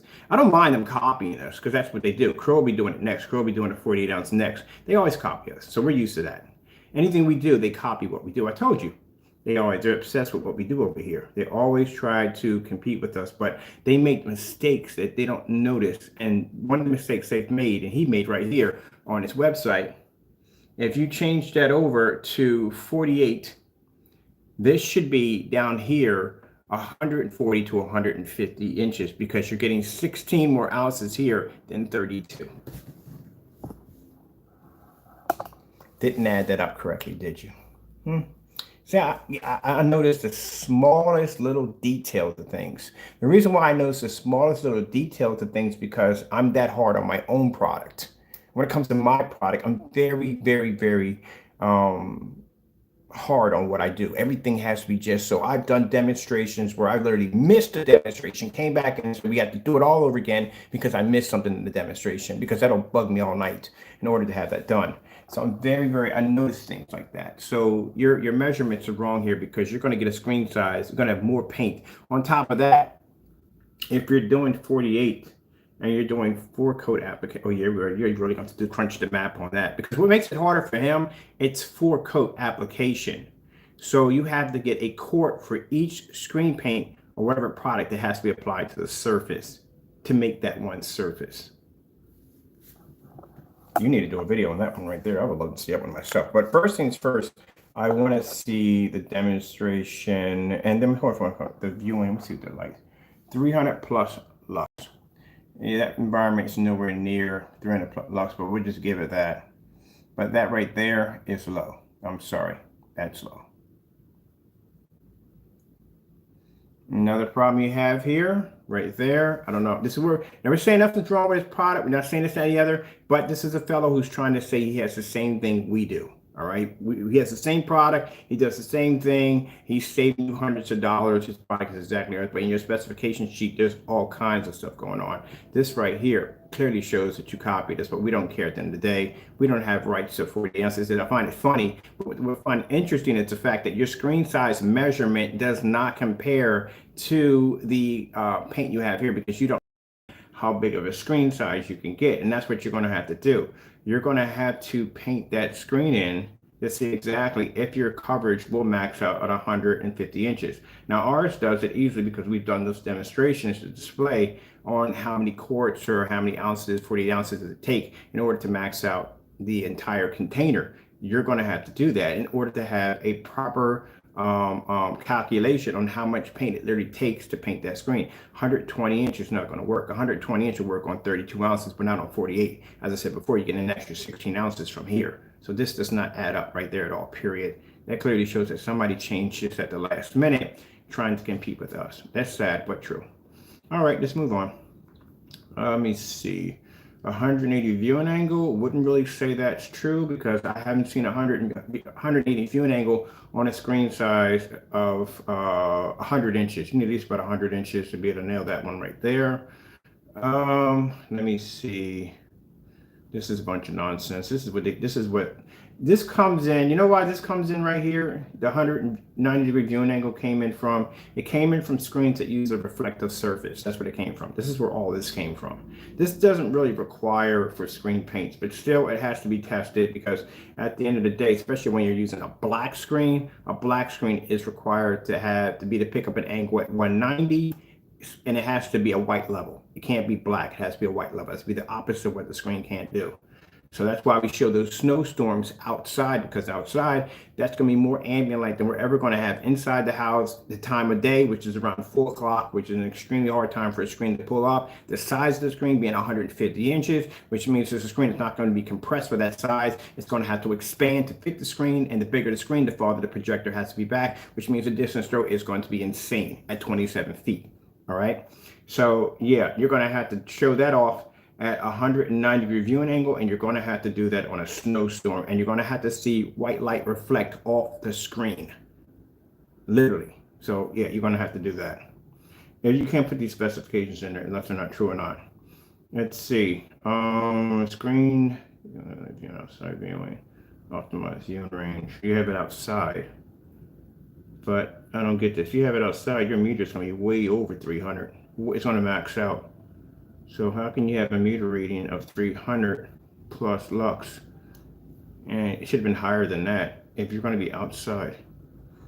And from what I've seen from the screen side that you're showing outside, those little small cookie cutter screens ain't cutting it. You can't use that for an outside display. So you can't use that at all, period. Oh, how much does it cost? Let me see. My product costs around $248 to paint a screen size of, let me see, 150 inches. So when you sit there and say, but yeah, that's more money. Yeah, my screen beat 18 certified screens. So I have demonstrations of my screen beating screens that would range anywhere from $4,000, $5,000, and $6,000. And I've done this on projectors of low caliber projectors at 14 to 15 feet back. I've also displayed that on color levels, which solid blues, greens, reds, oranges, not where you have a screen that's camouflaged by colors where you can't tell what the reds are going to look like, what the blues are going to look like, and what the greens are going to look like. When you do those demonstrations against certified screens, you have to have those screens, number one, displaying color solids only, so you can see which one pulls up the better reds, blues, and greens. This must be done in a fully lit environment. You must display contrast levels and white levels, all on different shades of screens. We've done this at 18 certified screens. So when my customers come in and they buy my product, they're getting a screen paint, number one, that can produce an image outside in the middle of the day. Number two, can pick up on an ultra short throw projector, but not only on an ultra short throw projector, it has beat 5 certified ultra short throw projectors. I have those demonstrations live. You must be new here because everybody knows I do those demonstrations on any form of screen paint that I develop. The first thing I do after an hour after the screen paint's developed, we show off the demonstrations on 4 to 5 certified screens right from the door. So yeah, already been done. So the difference between my product and again, you didn't just see me walk through my house a few minutes ago. Literally, this is what I find funny. I find it interesting that a fellow's going to come in and ask me about the price range of my product. And you just watch me walk through my house, displaying a screen on the ceiling. Let me tell you something. You show me a demonstration of any company out there doing that display on the caliber projector that I use in that demonstration, I'll give you free screen paint for a year. Okay, then. Just saw me walk through my house with all this ambient light in my environment, and my screens are pulling up with no problem. They're running downstairs right now. And he's going to ask me about, do you have any idea how much money it would even cost to have technology that can do what my screens are doing right now downstairs? You got screens that cost $4 to $5 grand, and they can't even do that. We know because we have them here. All right, let me see what we have here. Let's move on. Luxmator design. Let me see what we have here. All right. Well, that's going to be a problem right there. This right here is nonsense. And I'll tell you why it's nonsense. Again, getting back to this. The reason why all this stuff came into play, this particular stuff right here, ambient light and all that, because certain screens you would have like daylight has it, black diamond screens have a kind of reflective surface.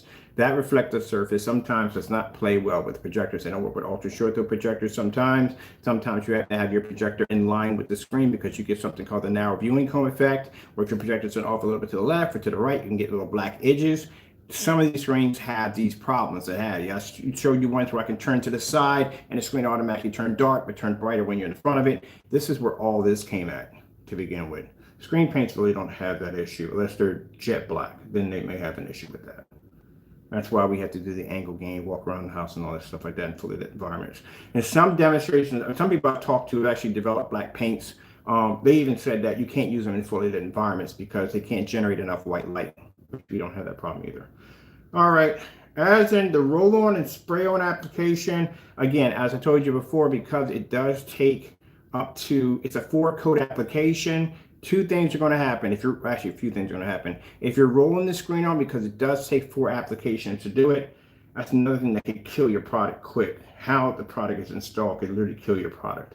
If it's a 4-coat application, and this is what I find kind of weird about the 4-coat application that he has on here, is the fact that, like I said, if he applied the screen paint and say it was still damp, and he painted another one over top of it, I'm curious, what does the first, second, and third have anything to do with the last application?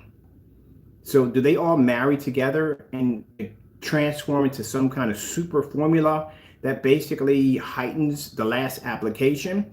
Or if they're all basically dry to the touch, each one, that's the same thing as painting your wall 5 times to just come up with the original color that you wanted. So you paint it blue, green, yellow, just to end up with orange. So it doesn't make any sense. I think the reason why that's being done is due to the fact that he has to separate himself from Crow's product, due to the fact that they're similar alike. And I guarantee you, once his products become available where we can purchase them, we'll bring them down here and do a comparison. This right here doesn't make any sense. What do you mean by 8 to 9? So it's one or the other. When you buy a projection screen, it's going to say 0.9 or 0.8 or whatever it's going to say, but it's going to say one number. There's no 2 in there. It could be, if you buy an Elite screen, it could be a 0.9 or it could be a 1.0. Well, which one is it? It should never be a 2 in there. It's either one or the other. Either this one or this one. It's one or the other. That right there doesn't make any sense. You're talking about a Lux. No, not even close. Problem, like I said, this is one of the issues I see here that I had the biggest problem with. Number one, like I said, screen's not black. Nowhere near close to it. So if we go here, I don't worry about all this. This is what I need to see. That split second turn in there. It's not really a split second. There we go. There's your problem.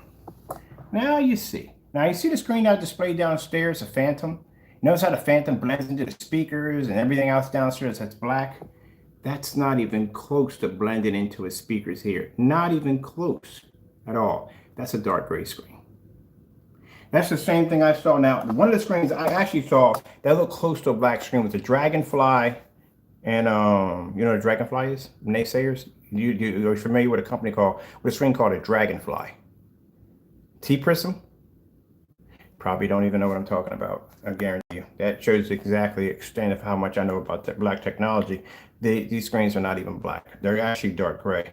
I actually got a chance to talk to the fellow for Dragonfly screen. He's a nice person, a cool dude.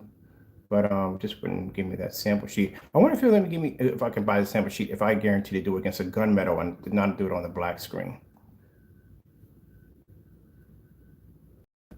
Now, see, this is what I find. See right here? That's not black. I'm sorry. That screen is gray.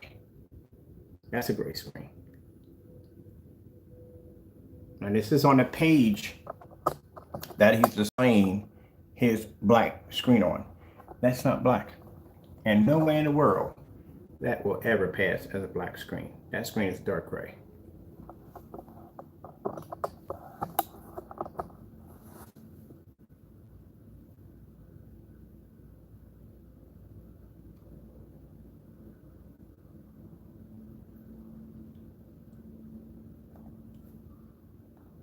You know why? See right here? This is supposed to be jet black right here. That's supposed to be jet black. That's actually gray. That's why I told you that when we saw Crow do this demonstration outside on the black screen, so-called black screen, and Starfield came up gray, I was like, yeah, that's a gray screen. Told you, it's a gray screen. And then when we requested to do a side-by-side pour out, never done. When requested to do against black paint, never done. As a matter of fact, he completely changed topics to get off that topic. So he never had a black screen. He had a gray screen the entire time. But I told you that. And the most one we saw where he basically had the screen on display, and when the light hit it and you saw the speakers and everything, nothing matched the screen. But that's a gray screen. That's something you got to watch out for. People trying to claim screens as being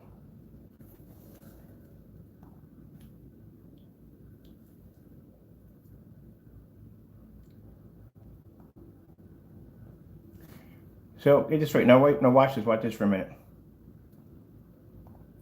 He's saying his projector is at 14 feet. This is where you mess up. This is where he messed up in his demonstration for his outside demonstration. I'll show you this right here. This has nothing but top, but I'm gonna show you something right here. Now you see right there at 14 feet? At 14 feet, here this screen's about a 100-inch. And he's outside and he's at 12 feet and the screen's that small at 2 feet by 4 feet. That shows you at the end of the day, yeah, he pushed the zoom in order to make the image sharper, brighter. But at the end of the day, I'm sorry, people, that's not black. That's actually gray. That's a gray projection screen right there. That's what that is. So that would never pass a Phantom. A Phantom would I hate to say it, not to be disrespectful, would destroy that screen easily. It can maintain its white levels to blend right into your screen. This is what we're going to buy from him and put it against a Phantom, because he claimed this product could take on a Phantom. So let's see what happens. I mean, we'll give an ultimatum. If he decides that he does not want to go against it, send me an email that states that he doesn't want to go against the Phantom, and we'll basically won't do the demonstration. But if he doesn't, then it goes against the screen. Don't, like I said, at the end of the day, people, don't challenge my technology if you're not ready to go against it. Because I don't want to hear the crying part. I don't want to hear the crying. I don't want to hear the oh, you're not fair, you're harassing. No, you'll be downstairs in the max out zone next to a Phantom screen, and you'll be outside. And that screen is going to pull a Starfield demonstration. You're going to have to match that Starfield demonstration.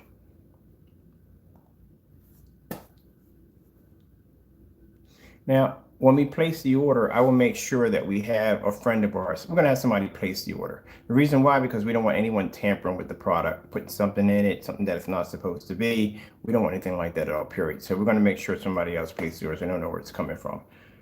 Let me see. Yeah, this is not even black. So we already know different dress on a black screen. I don't even know why it's marked as black. That's the same thing with the company called Paint on Screens. Paint on Screens, when I saw their black screen, they said they had a black screen paint. I'm looking at it, thinking, oh, gee, this is pretty cool. I went down there, I talked to somebody who's representative down there. They would tell me, yeah, the product is black. Get it down here. It's not black. It's actually dark gray.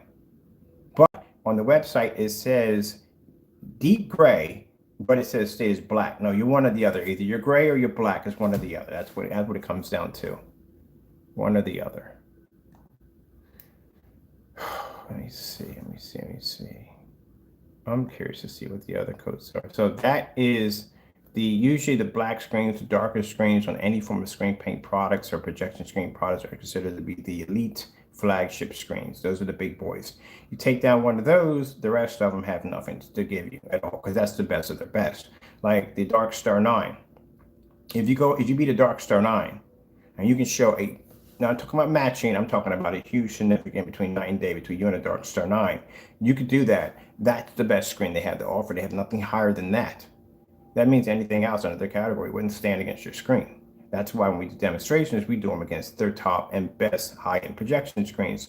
Because after we take out one of those, we figure out anything else underneath that, unless they got something higher we don't know about, it's not going to be able to stand against our technology. These are sold out. Here, that's one. He's been sold out for the longest time, period. Maybe it's a theory. Maybe he might be keeping them sold out to keep us from buying them. I don't know. I'm not going to put that theory in there, but that's what it sounds like, that he's keeping them closed up because he don't want me buying his product. And if that's the case, what's the problem? I don't see whether there should be a problem at all. Look, change them all to 48 ounces. At 120 inches. That screen's going to do, just to let you know, I know you're probably listening to this, you're going to have to change that to, we got this already on recording. We have it on recording what your original sizes were, but just to let you know that you're going to have to change that, because that's going to do bigger than 120 inches. So you're going to have to change that over there to maybe 150-inch screen. Just telling you if you're listening to this video.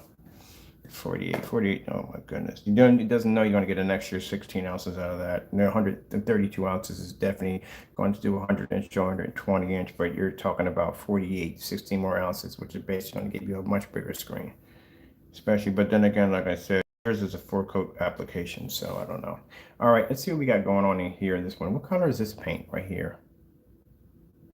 All right, this is a high transparency screen. So this is supposed to be a screen paint that's supposed to be front and rear. 1.1 gain. Well, that's definitely not going to take on a sun killer. Sun killers can take direct sunlight from outside, so we don't have a problem with that screen at all, period. I don't see any of the, yeah, it's not going to match again on that. Nope.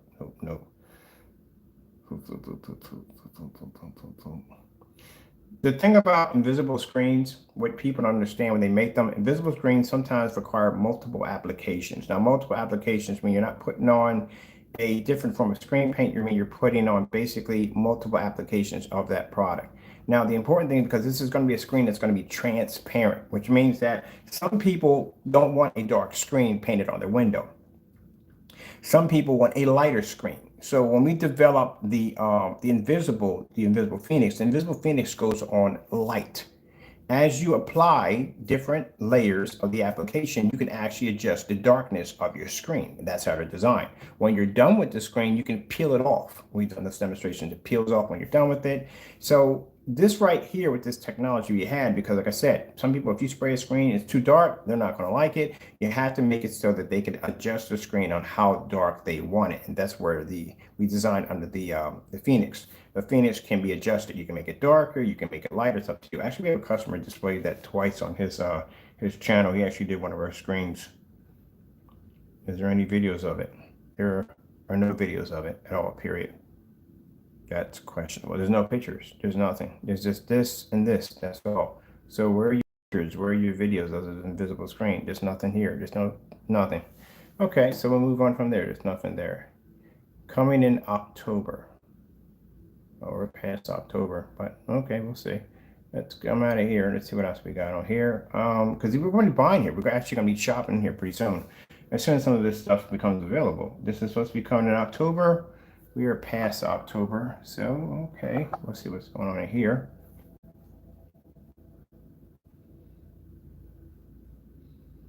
What color is this one? This is supposed to be the same thing too. We've got no pictures on that one. Okay, so let's go to this one over here. See what we got on this one right here. What do we got going on here? This is supposed to be an ultra black. So this is supposed to be another black screen. This is an ultra black version. Didn't see this one either. This one's also too not available either. 120 inches. Again, you're going to have to fix that right there. And also too, when you're doing a spray-on application, a spray-on application is going to give you a much larger screen size than your average 120-inch screen. Because, you know, it's a different form of applicating from spraying to rolling.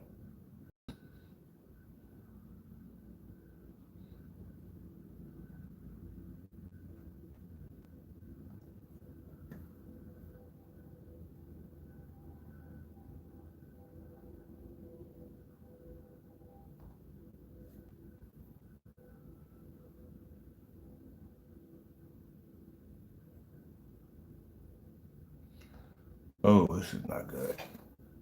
No, no, no, no, no. The screens, okay, this is the problem you're having.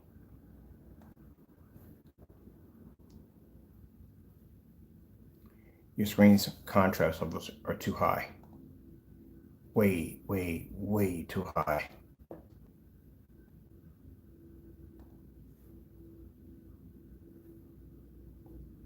And keep in mind, see right here at the bottom, this is not good. This is supposed to be, you're supposed to see detail in here. On, this is a pinball machine. All this is supposed to be displayed. See these dark shadows in here? This is not good. This is way too heavy of a contrast level. That means the screen is not generating enough high white light. One of the things you should have displayed on this demonstration was a snow level. Contrast is, when you do a black screen, I tell people don't do this. When you do black screens, don't display contrast levels all the time. You should be mainly displaying a lot of white levels off that screen. See how white levels is generating. On top of that, you're going to have to do this with a white screen behind the back of it. So that's also too very important that you're measuring your white levels against another white surface.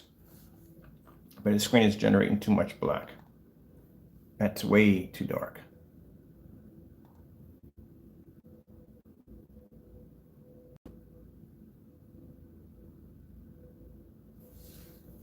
Why are your lights out? The station have lights out in there. Lights need to be on for that. It's a black screen. It shouldn't have any problem with lights out.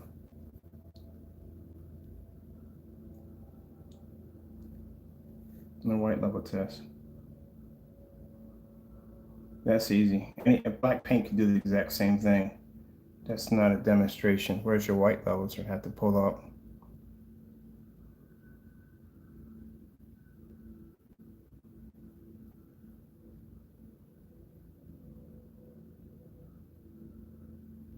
Your black levels are way too high. See right here, the background? All this right here, you can't even see the leaves in the background. All this right here is all covered in black. This should not be, it should be lighter than this. You should be able to make out that this is a very bright demonstration by NVIDIA. Very bright. You should be able to make out all the flowers and everything in the background.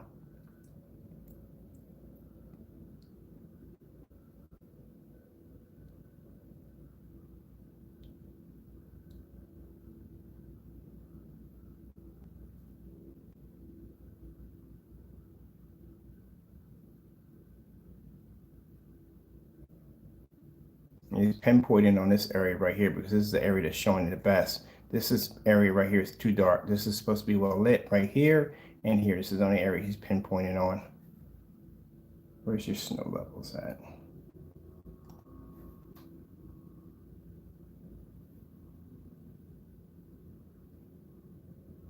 Nope. Okay. He's not gonna do well. He's not even displaying. You're supposed to display those white levels right there. Let me see what we got going on here. If we got something coming up.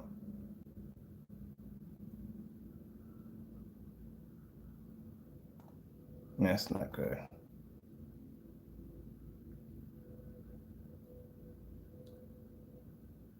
That's really bad. Look at how dark the skin is. That's not good at all. See how dark the skin is? He has a problem pulling a white level. That's why he's sticking to the contrast demonstrations as much as possible. That's not good. I know what that demonstration is too. That's not good. Skin tone should be much higher than that. Where's your actual snow levels? Or any white levels?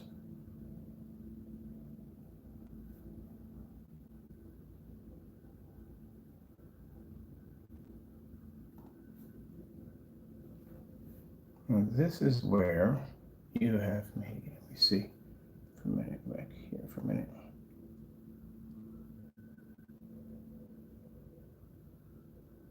And I saw for a split second. I want to see this for a minute.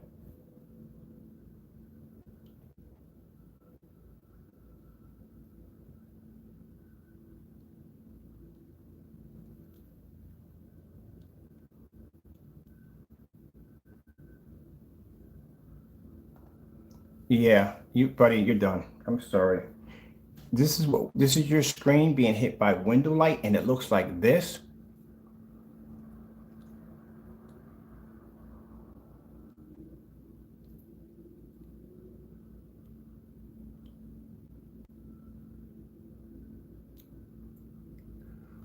Oh my goodness, people, are you kidding me? This condom bird, it ain't worth. I ain't get worth getting upset. That's the worst thing I've ever seen in my life. That's the worst thing I've ever seen in my life. Your screen is faded that bad.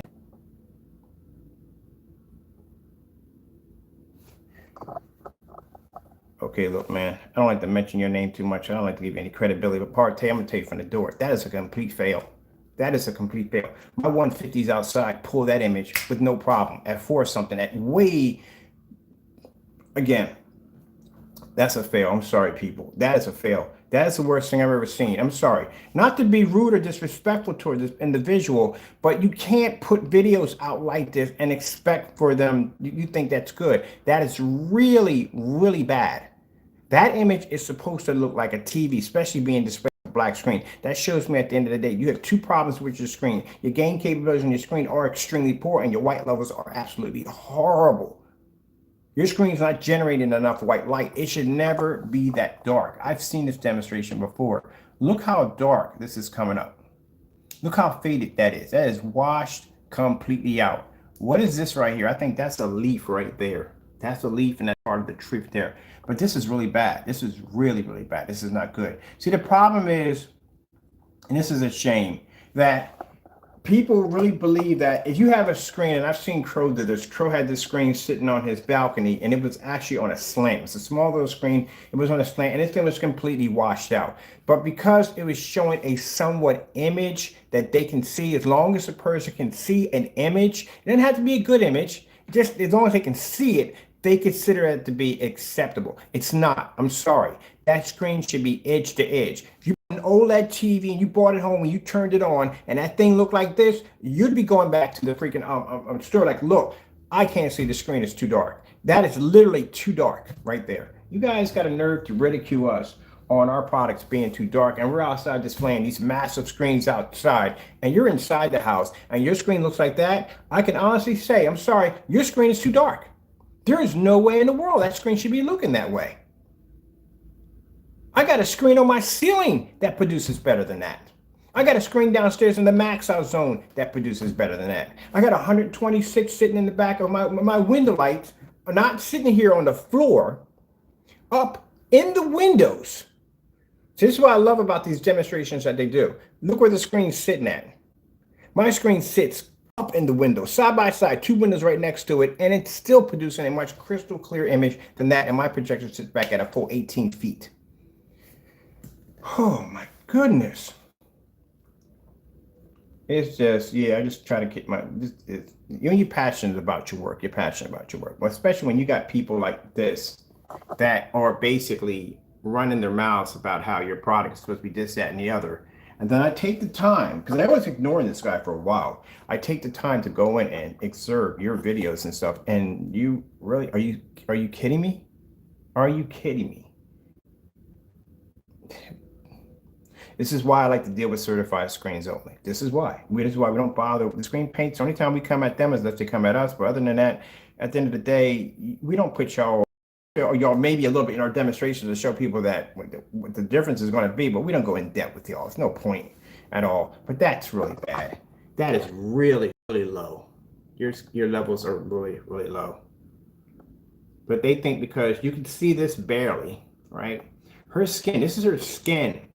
This is the NVIDIA graphic card, okay? This, can you imagine if you were gaming and you had that card, if you had like a, what's a good one?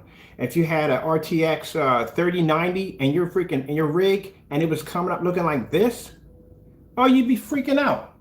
If you had a Titan 5 at $5,000 graphic card, you'd be freaking out like, what the freak? Like, you can't even see the trees in the background.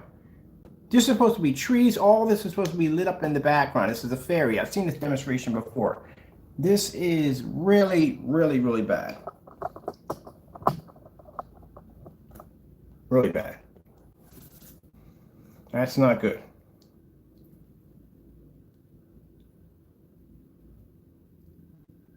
Was that a moon in the background? Yeah, you feel me, don't you? Look at this. See how the tree is supposed to light up? So each one of these light up, and it's supposed to show the detail in the bark and the tree, the greenery, the moss, all that's supposed to light up. This is supposed to be a real vivid, bright picture.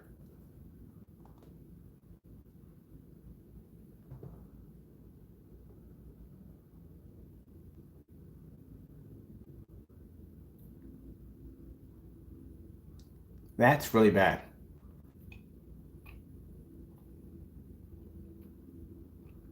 But because you can see it, look at this. Because you can see it, they consider that to be watchable. That's not even close, man. That picture is so badly washed out, it's not even funny. That is absolutely horrible.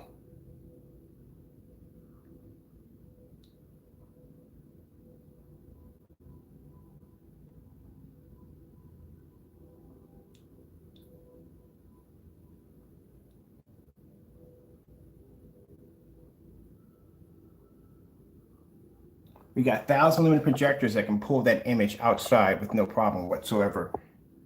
Outside. And this is what you're looking at. This is what they consider to be a good picture. That's awful. That is downright freaking awful. I'm sorry. That's, yeah, that's bad. That's really, really bad.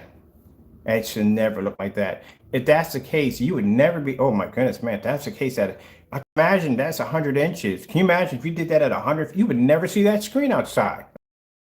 Badly inside. Can you imagine outside? You would never have seen that screen. All right. Let me get it under control here for a minute, because that was the worst thing I think I've seen so far yet. Not really doing a black technology. That's bad. That's really, really, really bad.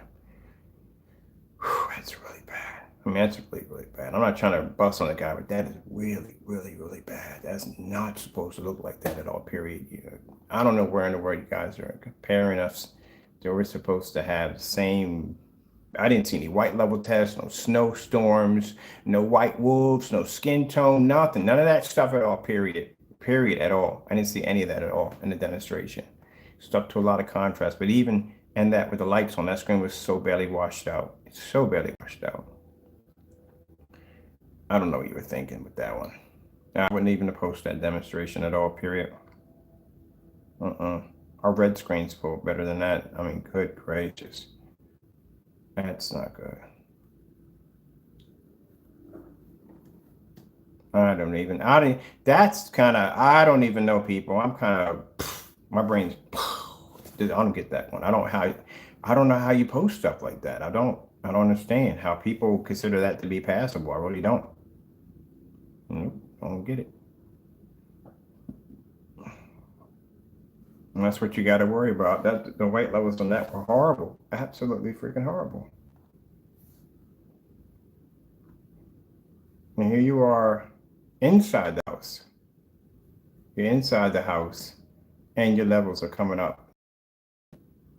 And meanwhile, this is me outside at 150 inches and 27 feet back from my screen at 551 outside. And your screen's inside at 100 inches and can't even maintain. That's a black screen. That right there is a Phoenix. That's not even a Phantom.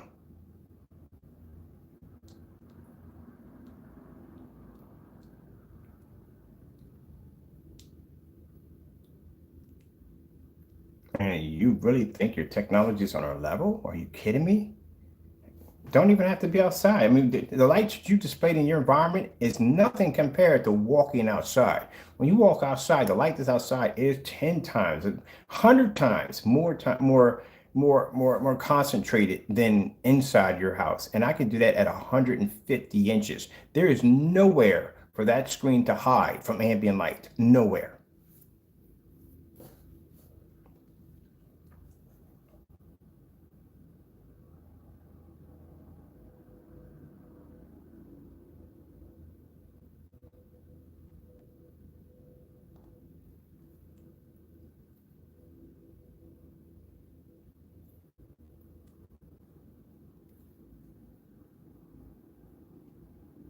Let me show you something, Parte. I'm going to show you how we do it over here.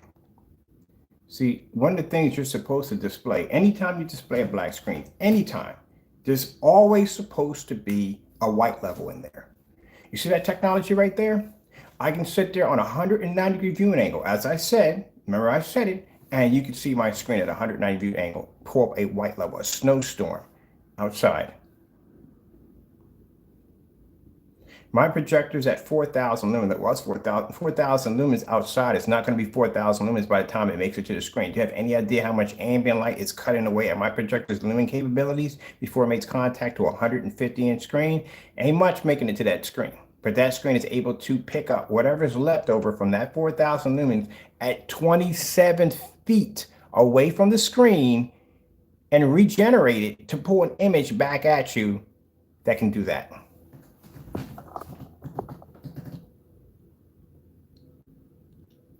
That shows you how bright the screens are.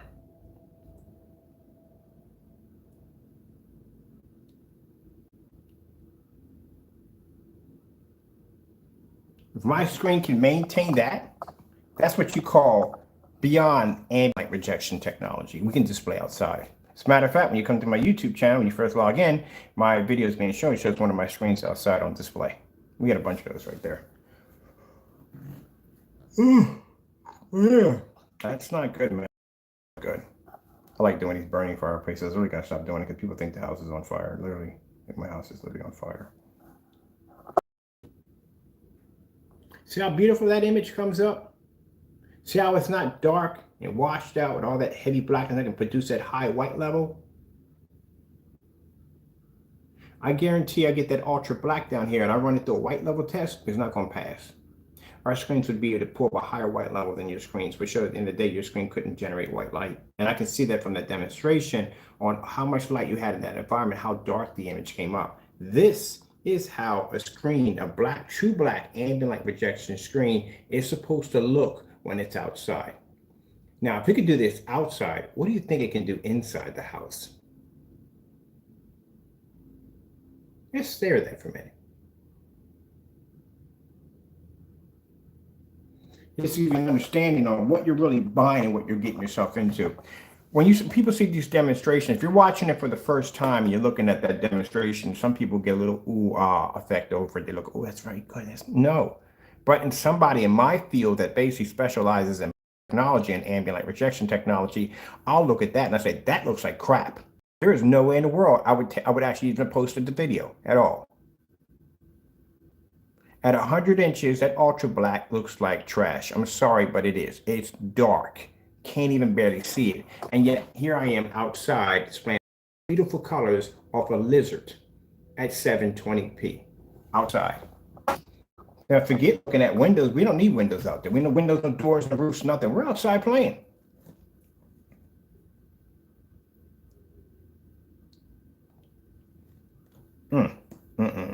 That's, I'm sorry. It is, I'm sorry. For my standards, it's garbage. It is, I'm sorry. It is, because that's absolutely horrible. That's absolutely horrible. I didn't see any of these tests on your black screens right here. See right there? That's a test against black paint. No black paint test, which now we require for that one too. We require a black paint test, which your product be painted side by side to black paint. What's the difference between your product and black paint? You have to display that.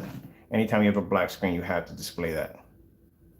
So if we can do it on our end with no problem, we can display our screens, red levels, color levels against black paint. You should be doing the same thing. Yeah, this is a request we put out for Crow. For him, when he displayed that he had a black screen, we said, well, we want to see the black test. Do the black paint test. Guess how long that was? 4 weeks ago. Never was done, was it?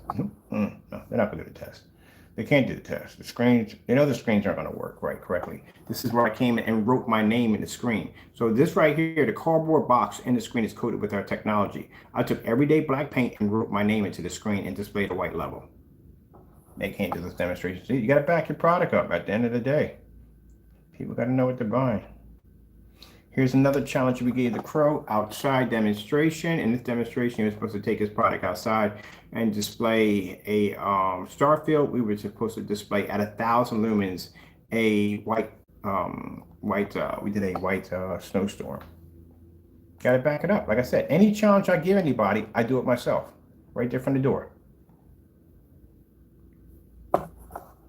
Nobody can sit there and say, "Oh, but you didn't do the." Y'all do, regardless, if they don't do the demonstrations themselves, I still go out and do the demonstration. I got to order boosters too. I got a set of boosters we got to order for the front of the house.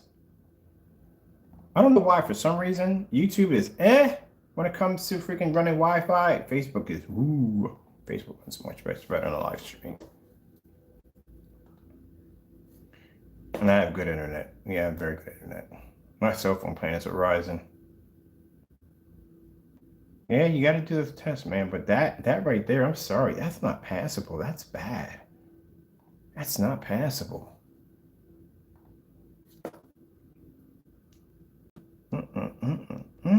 That's real bad.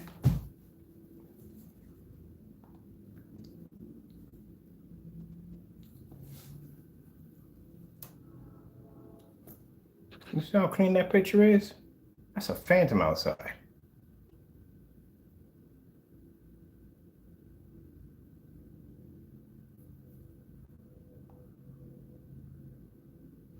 There's no way you would ever be to take on a phantom. I can see right there from the door.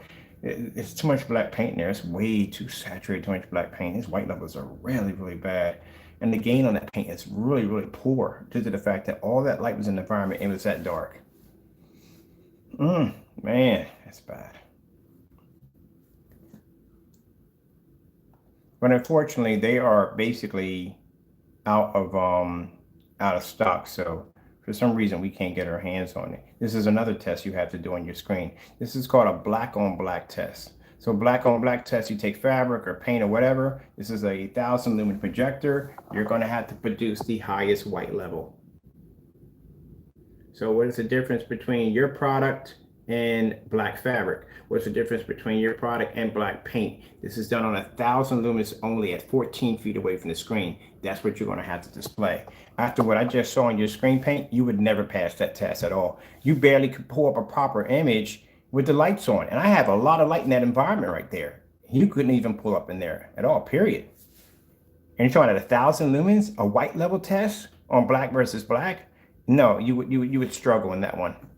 You definitely would struggle. After what I just saw, if his screen was able to pull up a very bright image corner to corner, if you ever saw that demonstration with the fairy and NVIDIA, you ever saw that? That is a very bright, vivid demonstration. Remember, they're displaying a NVIDIA graphic card, so you know it's going to be freaking very, very vivid at the beginning of the day.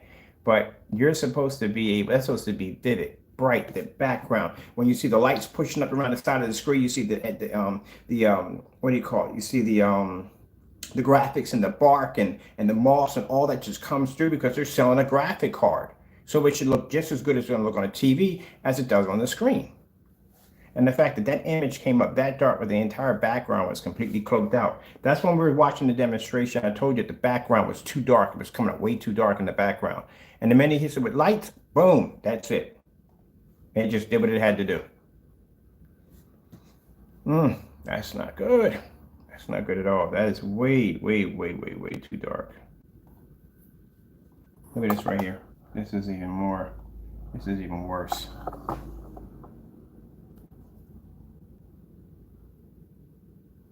So right here, as you can see, he went into his projector settings. You're not supposed to do that, buddy. Can't go into your projector settings and change settings in the middle of a video.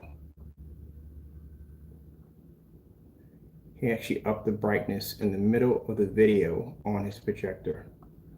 Not supposed to do that. You're supposed to never change your settings. If anything, if I do settings in a projector, I actually down my settings in my projector. I always do it all the time. But you went in, you actually upped your settings in your projector.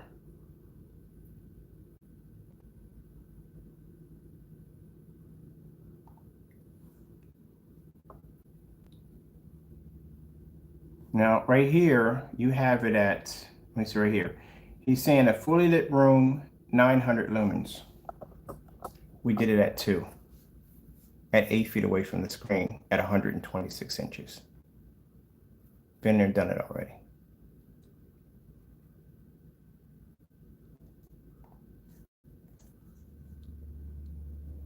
His levels should never be that dark. That is really, really, really, really, really bad. That's extremely bad. And you're not supposed to up your brightness in any demonstration when you're showing off the screen, because right there it shows that you're just enhancing your projector by brightening in the middle of the demonstration. Never supposed to do that.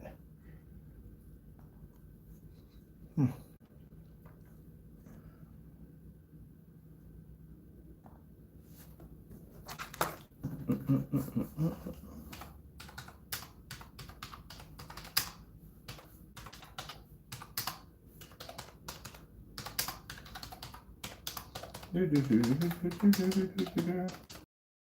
start working on the whatchamacallit, the new invisible black, which I can't wait. Yeah, he's got to do that black screen. He's got to do that black test, black on black paint test. You have to do them, and you got to do them at the end of the day, because it's going to come up in the conversation literally, like it's coming up right now. So that test should have been done from the beginning. So let's see how long it takes for that one to get done. Let's see.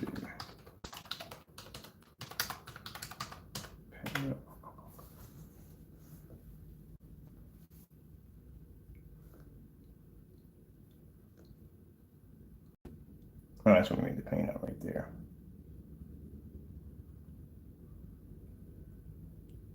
See right here? We've done all that stuff. Ambient light rejection test, all that stuff. We've done it so many times, it's not even funny.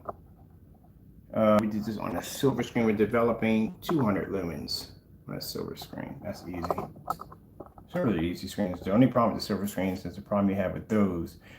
You definitely going to do one of these 180-inch screen outside. You definitely have to do one of those. You got enough backyard to pull that off, so you should have been had that one done.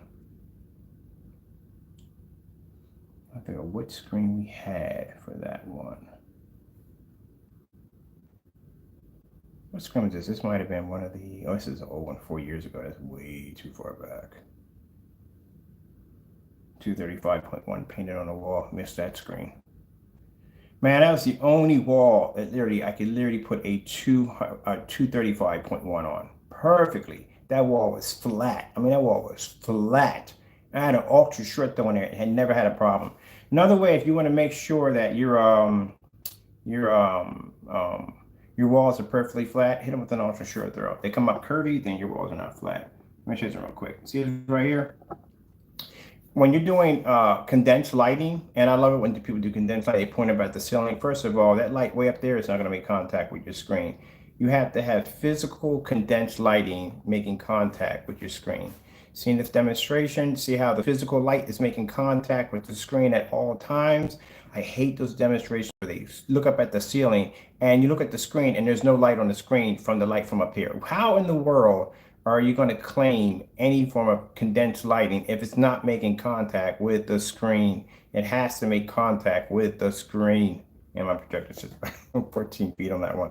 I'm sorry, people, but that, yeah, come on, man. You're gonna do the demonstration. Don't do it at all.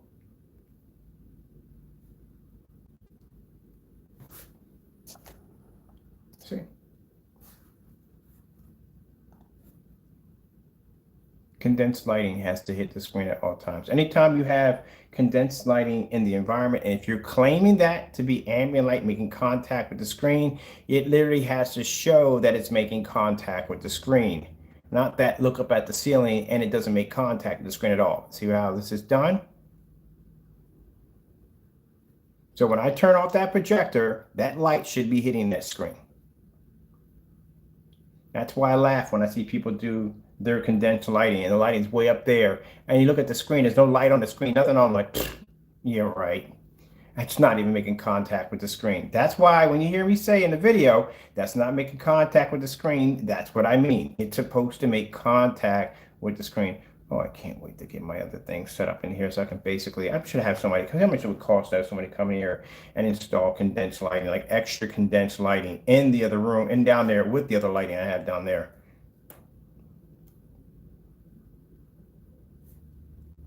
That's why you have to know what you're getting yourself into at the end of the day. And at the end of the day, you don't want it with a fake screen, fake demonstrations. You see how bright that image is from corner to corner to corner? That's a 126-inch screen right there, movie screen. Even my environments, every house I had, my environments were far brighter than everybody else's. That was an Eclipse. That was an Eclipse. Yeah, that was an Eclipse screen. Ooh, that's a really old screen. That was an Eclipse.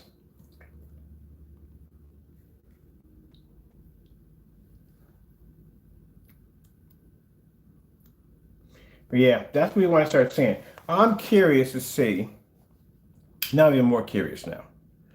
That black paint, we saw the ultra black. I want to see a black versus black. I want to see, I have no doubt it's going to be the match of black paint. That's going to be, it's dark to do it. But I do want to see the difference between that and black paint. That I do want to see. As for its white levels, the white levels are extremely bad. No way in the world, if you have that much lighting in the environment coming through and that screen is that dark, it should never show up that dark.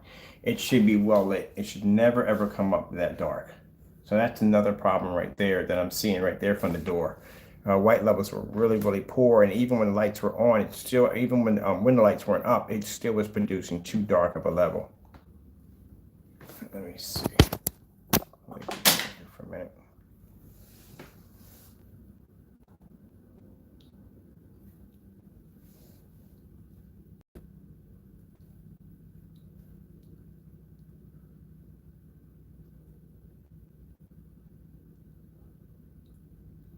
Yeah, demonstrations versus our technology versus black paint.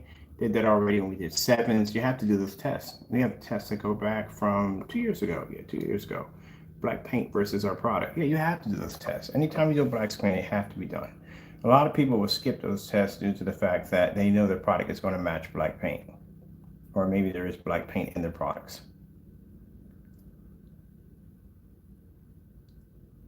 What was that? Spill juice. Oh, that was the screen we made. That was actually we made that screen was actually completely oh my goodness. Do you know what that is right there? That's an onyx true black. That is one of the more perfected black screens when we first started developing black technology 6 years ago. Do you have any idea what that stuff was? That's the one I was telling you that the black screen paint we did against right around that time. We were under digital 4K crystal onyx. Yep, that's right around the time we went side by side with the diamond. Yes, sirree. And in that time we went against diamond. What was it? We went against diamond. When we showed off that demonstration, man, our product was going at $900 a quart easily because we had another alternative. We had a screen that was actually darker than the diamond. Freaking amazing. And this guy right here making these demonstrations, hey Crow, you need to get off this demonstration and do that product with your screen paint versus black and white paint, because again, we haven't seen that yet. He's in there doing some demonstration against our products. You need to do that demonstration as black and white paint. We still haven't got his email confirmation yet, whether or not he was going to basically review the digital and crystal screen paint. And he's in there worrying about us. You need to worry about whether or not your product's black and white paint. That's what you need to do. Get those tests done because they haven't been done yet. There are several tests we haven't got back from Crow yet. His jet black fusion versus black paint, we've done that already. And we've actually made several dark black mixes versus our own product. We did that live. Crow was supposed to do a demonstration where he was supposed to do the digital and crystal screen paint review. We were going to send several of those up to see if they matched his product. We did several mixes that we made from black and white video demonstration showing making the product for free. We posted all the ingredients from there. We gave him the vantage point to make these ingredients and match them against his own product. Showed his product had nothing to do with black and white paint. At the end of the day, he wasn't able to match on that. He hadn't done any of those demonstrations yet. So there's no point in you coming at me, because at the end of the day, that's not going to bother us in any way whatsoever. What are you going to do? Print out a fake label, say you do a paint on demonstration, say our product matches black paint? That's going to be virtually impossible when we have the test already done. We've done those tests way before you even done yours. So good luck on that one. But what he really needs to concentrate on, he needs to show his customers at the end of the day that his product does not match a black and white mix. At the end of the day, what's the point of giving him $85 if you can just make the digital and crystal screen paint for free? or any of the other combinations we just gave you. So he hasn't backed that up yet. We've already gone in back to our product versus black paint. We're done. So we're finished on that one. But he still has to do that. That's the reason why, there's no point in going in and basically buying his products when he can't even prove his products to be what they are at the end of the day. Right there, that's our product testing against some high performance projections. Let's see. Yeah, Partey stuff, this is the interesting thing about it. Partey stuff is all sold out except for one product. The products that we do want, they're sold out. We can't get our hands on them. And mind you, these products are supposed to be available. How can a product be sold out? That's another weird thing too about this site. That doesn't make any freaking sense. I just thought about that.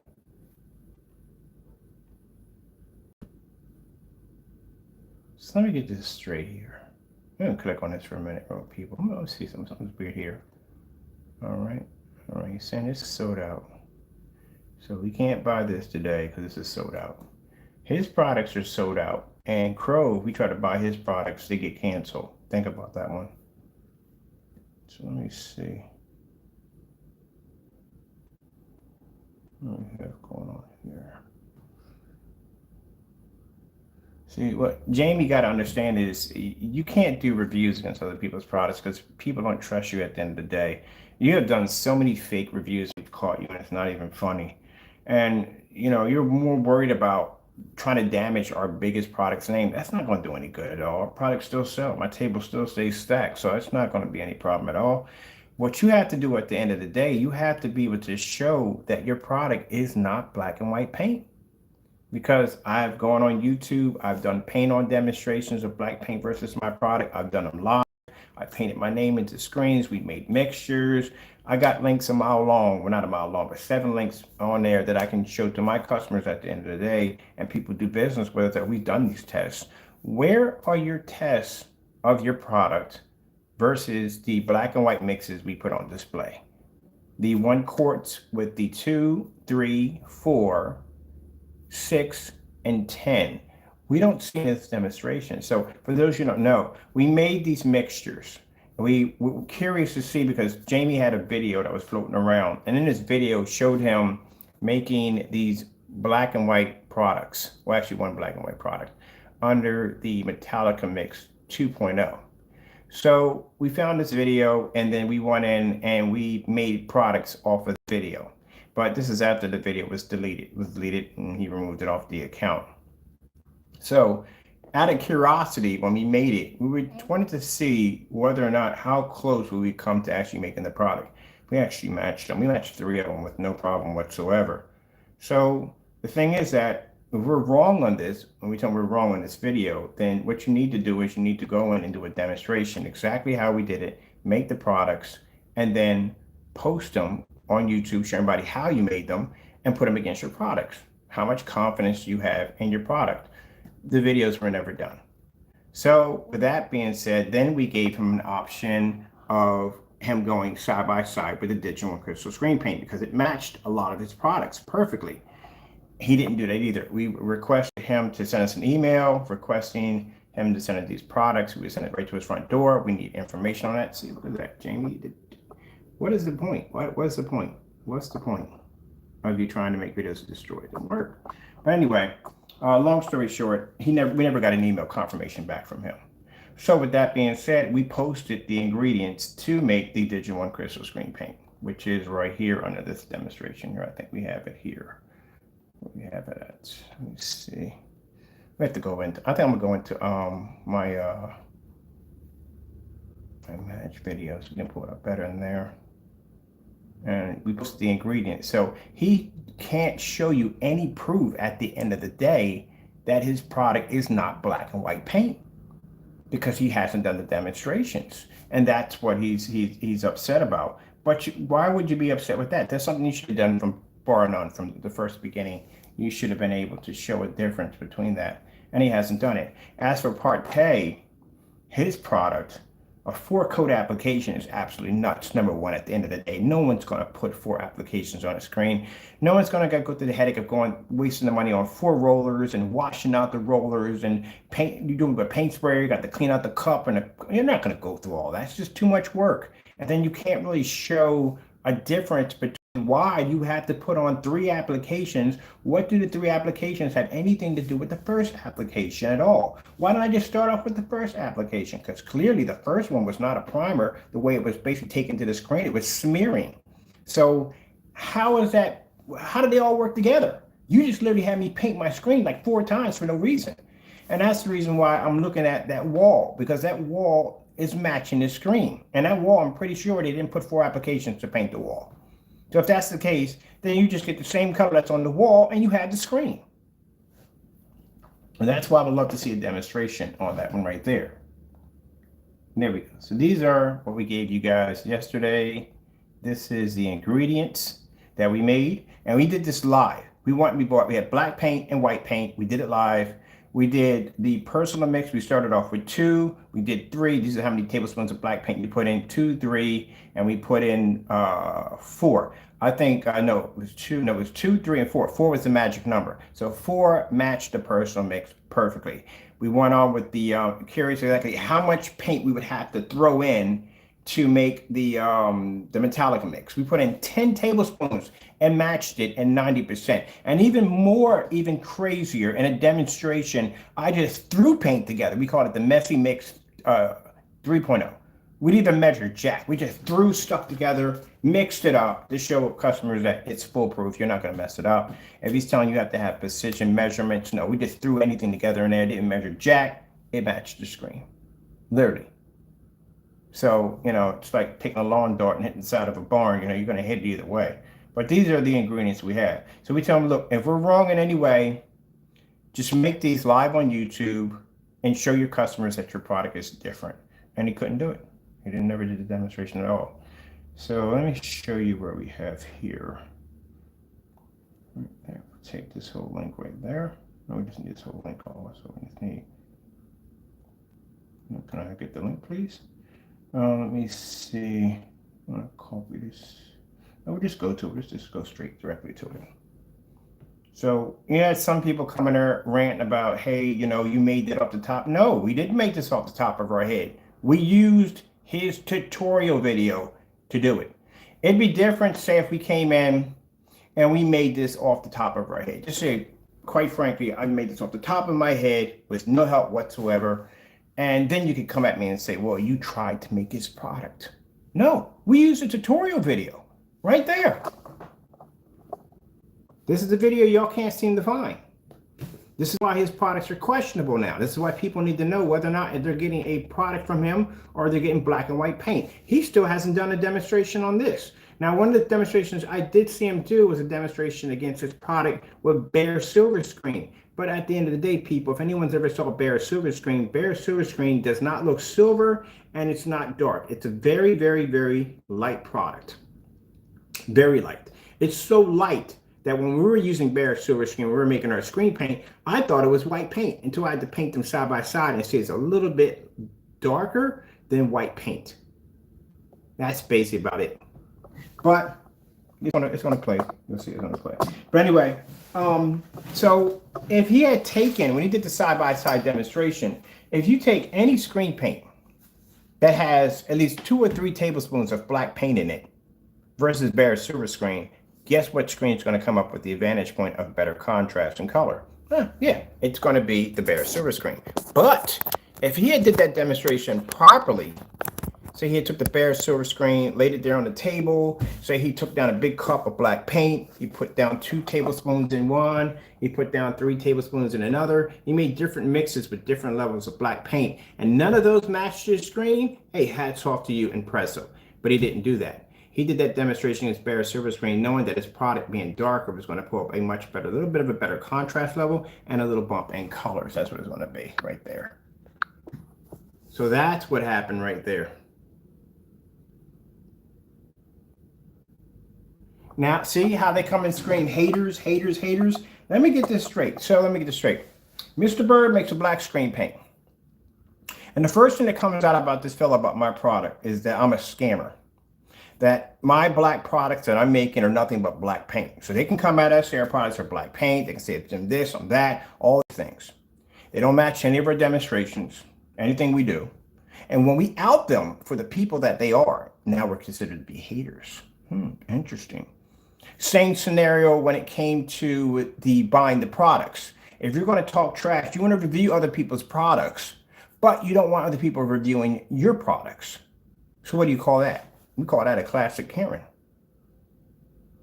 You can review other people's products, but you can't, no one can review yours. So if you give me an invite to buy, which you did, and I go buy from you, why are you screaming harassment? Yeah, y'all sound like a bunch of Karens. That's why I block y'all the minute y'all come in, because y'all Karens. See, y'all want to ridicule everybody else for their work, but when it comes time for you to be exposed for what they're doing, now it's haters, now it's harassment, now it's this, that, and the other. No, you will deal with it.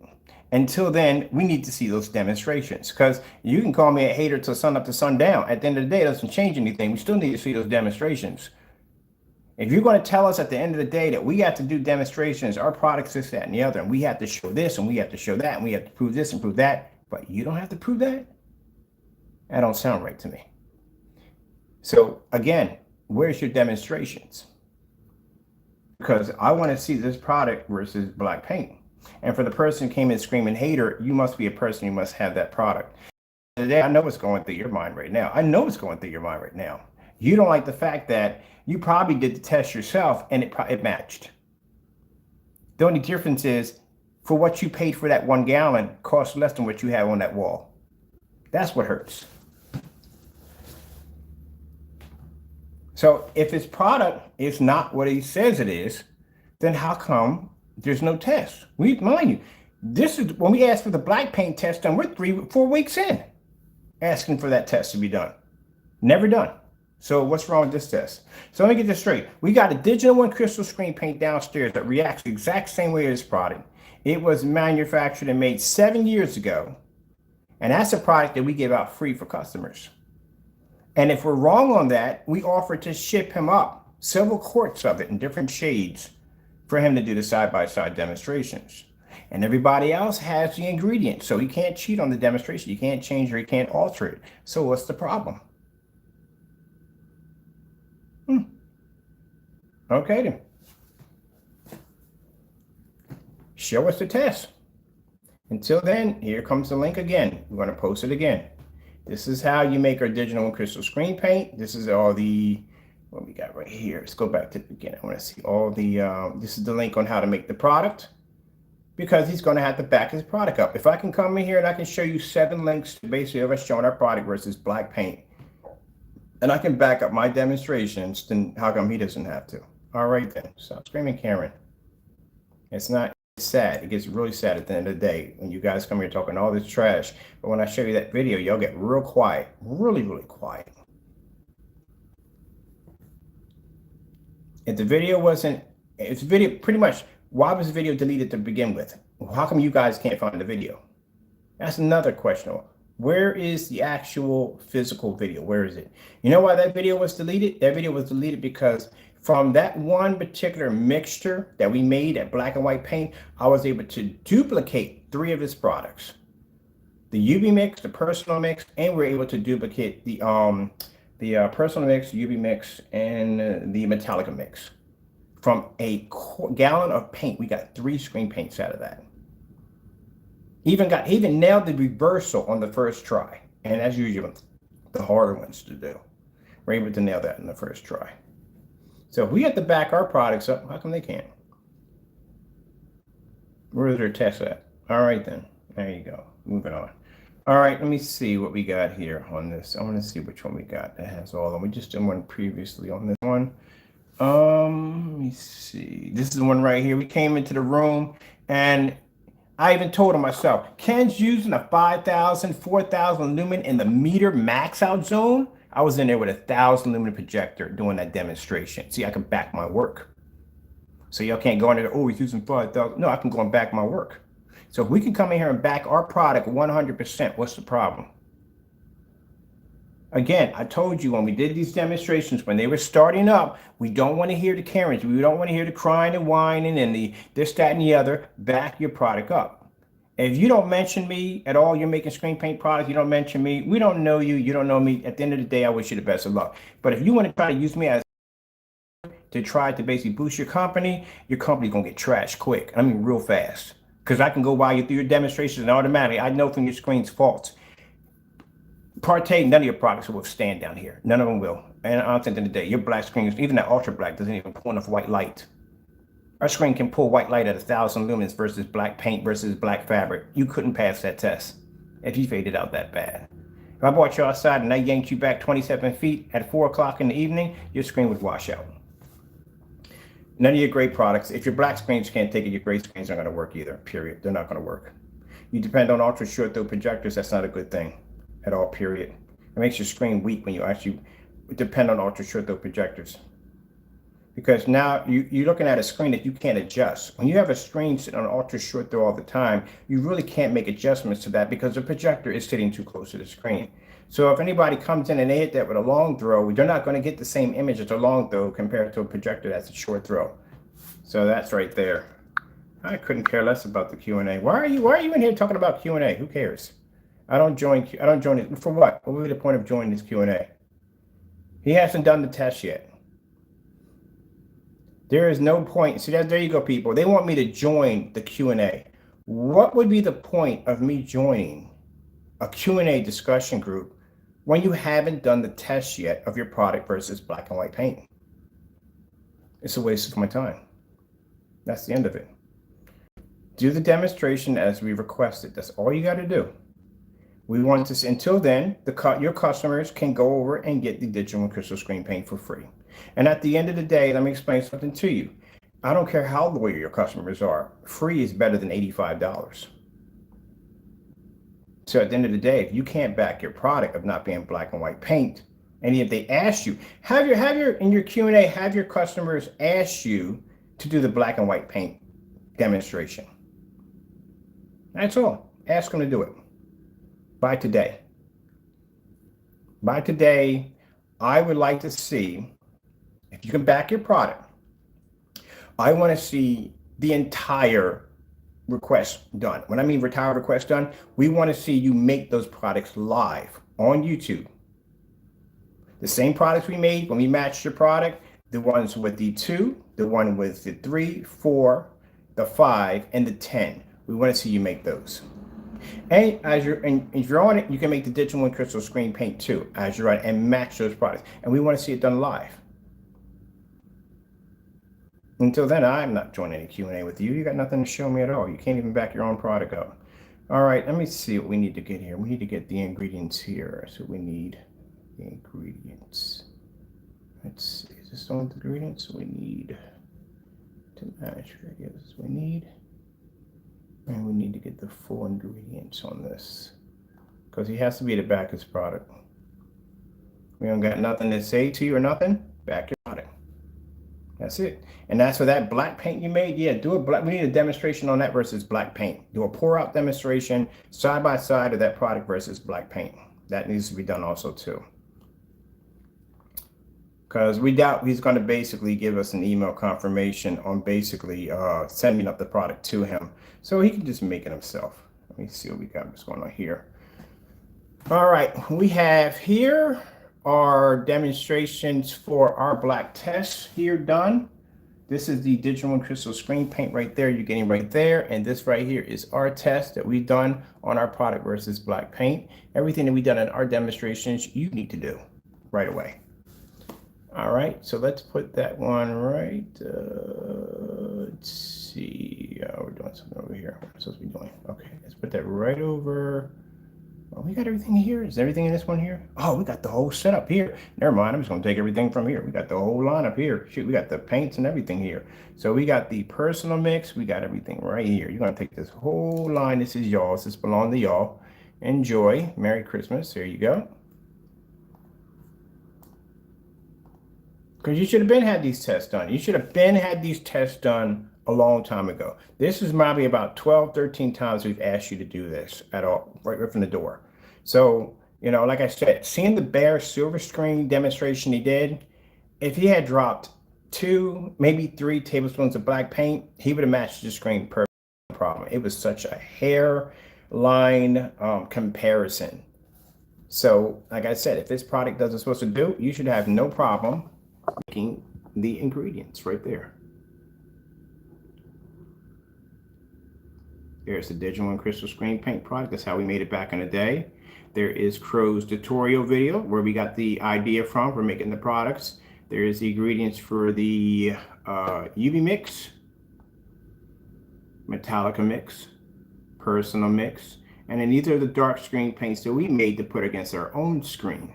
So you can see how dark these screens are. One only had 1 teaspoon of black paint.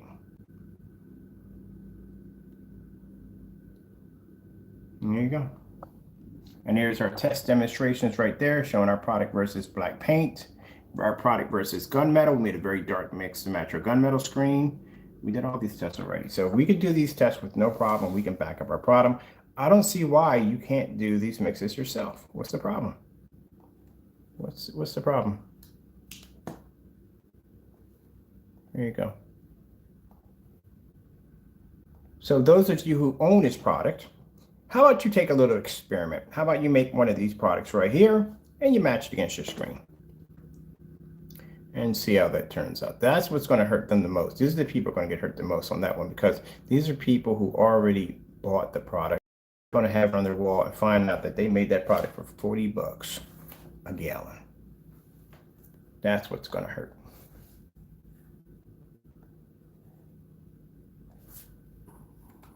I'm going to activate this right now so you have access to it. There you go. Enjoy. It's activated right now. It's saved. So now you have it. So now you can go in there and look at the ingredients. So do your own little personal experiment. Now, mind you, we've done this already on, we have the videos where we've already done this already. So you can go back and check the video results. We've done those too. We've done them live, made the products. They match perfectly to all its product. We did the same thing. We put our all screens too. We did the color patterns. They match every single color and pattern. Everything from red, blue, greens, grays, it matched perfectly. It was able to match the star field and contrast levels, the exact same contrast levels, the exact same white levels, everything right to a T. Perfectly. So if we're wrong on this, then he has the option to go in today to make each one of these products we're seeing right here, and basically live on camera, because everybody else has the ingredients here, so you can't tamper with it. You can't put black paint to make it seem darker than what it is. You can't do anything at all because you have the ingredients yourself. We all have it. And do the demonstration on live today, so everybody can see if this product does not match any one of these products here. Now, as for the UV, as I said before, UV's a reversal. UV start off with, now, I would suggest if you're going to be making the UV, it starts off with a black base first. If you try doing that with a white base, you're going to drop so much black paint in there, it is going to be awful. So what you got to do is you start off with a white base. You don't want to do a white base and drop black paint into it. You want to start off with a black base and lighten it with the white paint. The most I would say do is 6. We did it at 5. 5 comes dark. We use that against our own product for testing. But 6 to 10, you're good. In 6 to 10 range, you would hit anything between the Frankenstein and any other dark mixes that he had will actually fall within that range easily, with no problem. Now, if you want to go a little farther than that, I say, if I want to, the feeling I have, 12. If you want to go a little farther outside the 10 range, the highest I would go is 12. But if you want to keep it within that zone of where the UV sits at, the Frankenstein, all the other darker mixes that he has actually fits in that area. When you go to the lighter mixes, anything from 2 to 3 is where the Cinemax is laying at. And then right when you go beyond that, you go to 4, that's the personal. 10, the Metallica mix 2.0, and you can get 90% of the personal mix out of that one. And if you go a little higher than that, then pretty much you would be somewhere between the other lighter mixes he has in between that. Pretty much what Crow's products is, they're different by a couple of tablespoons of black paint. I saw that when he popped open the lid. I looked at the top. I said, gee whiz, there's only a couple of black paint shade from each from the other. That's why they match so much alike. That's why when you put them side by side on that demonstration and on that P2, if you notice, those paints all blended together. Certain ones, the darker ones like the UB and the CG, whatever it's called, that screen came up tan. I don't even know how that even happened, but that one came up tan. But the rest of the mixes he has from the UB, not from the UB, from the, I forgot the other mixes he had on that one right there. He had some other ones on there, but you know what I'm talking about. The other mixes he had between the personal and he didn't have the metallic up there. Of course, he didn't have that at all. But the personal mix and the hybrid and all that stuff like that, they all blended in together. When you see that, that tells me at the end of the door that they're only off by a couple of shades of black. Since we know it's in the personal, all we have to do is go in and basically go in between 4, maybe 1 under 4, which would be 3, or probably 2 over 4, which would be 6. Well, actually, over 4 would be 6. Yeah, we would hit that mark in there with no problem. That's how we know, because we already know how to make one of them. So on his end, if he feels that we're wrong in this demonstration, then all you would have to do is just make these products live today and match them against your screen. That's all. And show a difference between night and day.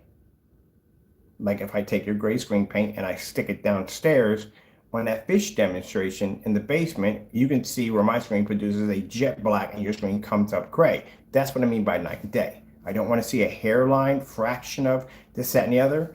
None of that. I want to see a difference between night and day, that you can show that there's a difference. And even if there's a hairline fracture, that's still even bad. That's not good. Because at 13 feet away, no one's going to see the difference in that. As for parts A, I would really like to see the black paint versus an ultra black, white levels only. I also would like to see a demonstration of him painting that square piece he has laid against that wall. I'm really curious. That wall pulled up exactly like his screen. Do one right next to that wall.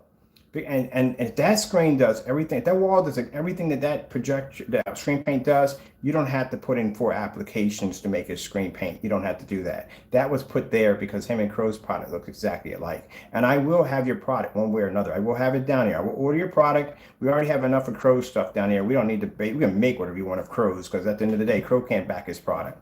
Until Crow can't back his product up, we can make whatever we want. Because you can't back your product of not being these products, can you? Is there any demonstration of you showing the difference of your product and what we have here? Nothing at all, period, right? All right, then we have the freedom to make whatever we want. I want to put him and Partay's product together. I want to do a side-by-side with their product. And that paint that's on that wall in this house, which I snapped a picture of that. I got a friend that works there at Home Depot. They're going to match it. I think it's like an iron ore or whatever, something. It's a weird color to it. But yeah, we're going to match that paint. And we'll see. We'll see how they all blend together. Now, my theory is if they both come up matching pretty well, then we know the reason why he put in that particular application that had to be put in, because he wanted to separate himself from Crow's product. If the house paint that he has in his theater room, well, we already know it matched the screen. We do know that. We just know he's sitting on a much bigger level. At the end of the day, you don't have to put in 4 applications to do a screen. You just have house paint to do it. And that, again, proves the fact that he did it because he wanted to separate himself from Crow's product. Because someone will say, well, what's the difference between your product and his product? Well, my screen requires a 4-coat multiple application where each screen actually intertwines with the next one, combining the formulas. And that way, the final screen produces a much... No, it doesn't. Your screen literally shows up the exact same way his does. It does. So we're going to do a side-by-side with your paint versus his. And see how that... And then we'll put them against the digital and crystal screen paint.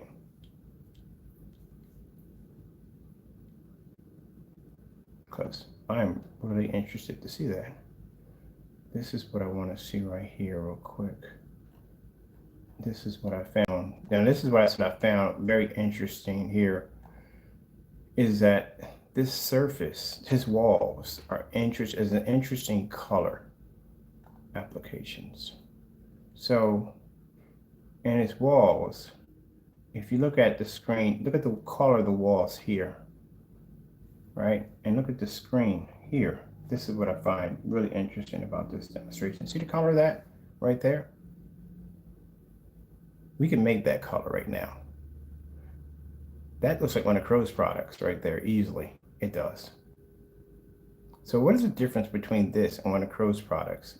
Andrews, I want to know what's the difference between the two besides paint on application. So this is what I find interesting.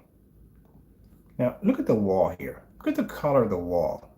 Let's go all the way back to the beginning. We can get one here. The projector off. Yeah, a little bit more. Come on, a little bit more in there. A little bit more in there. Just a little bit more. Just back a little bit more right there. Just trying to get that 1 second in there.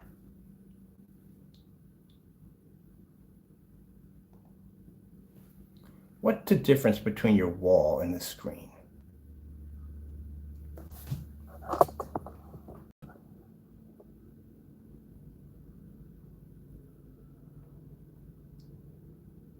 What's the difference between the two?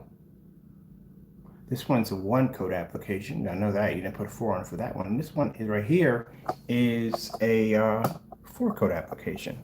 So I want you to look right in here. Look right in here where the wall's at, and look where the screen's right here.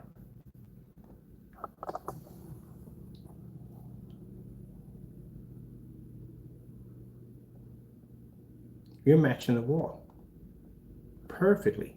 The wall is matching your screen. Right there. See that? Perfect match. Right there. So that's why I want to see a demonstration. You take this out of here, remove and get rid of all this stuff right here, and put that screen right there against that wall and hit that with a projector. And we want to see what the outcome of that's going to be.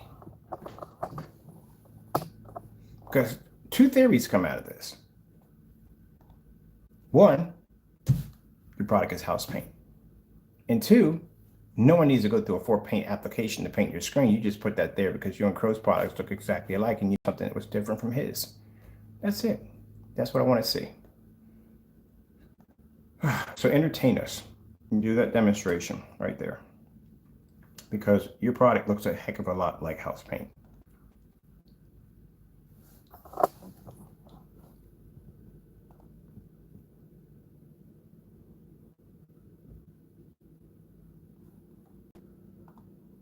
The entire time, he's expecting for y'all to stare at the screen, but I'm not staring at your screen.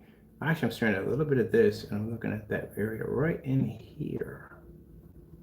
That's what I'm looking at, right in there.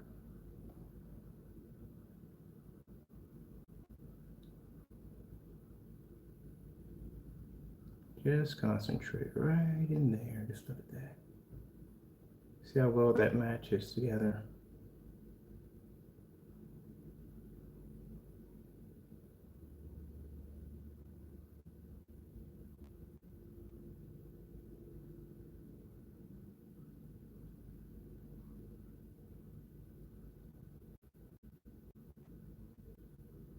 Matched perfectly.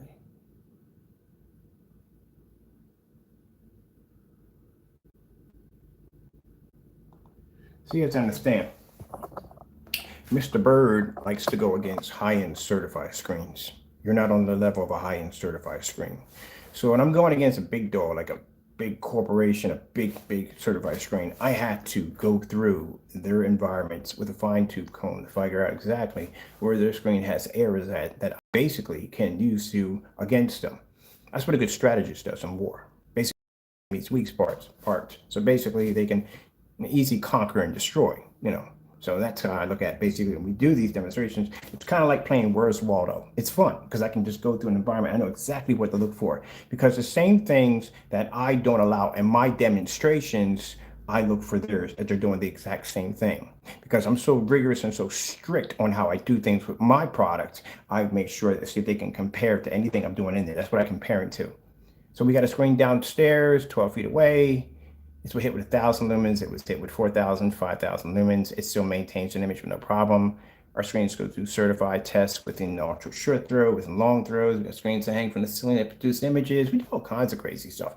Do you know even outside on this ledge right now, there's a ledge built out here. You know what the ledge was for? When I used to have the Japanese tea room, we used to have an 80-inch on the other side, and we had an ultra short throw projector. I had a 1,000 lumen projector sitting on a ledge out here with sunlight directly on top of it. We call it the sunbather for projector sunbather. So we set a 1,000 lumen projector outside, about 4 feet away from this window, which means it was bathed in sunlight, which means that projector had to start off with sunlight directly on top of the projector, push through a double pane glass of window, travel 13 feet across and hit my screen, and still maintain a color image when against 2 certified ultra short throw screens. Do I see you doing any demonstrations like that?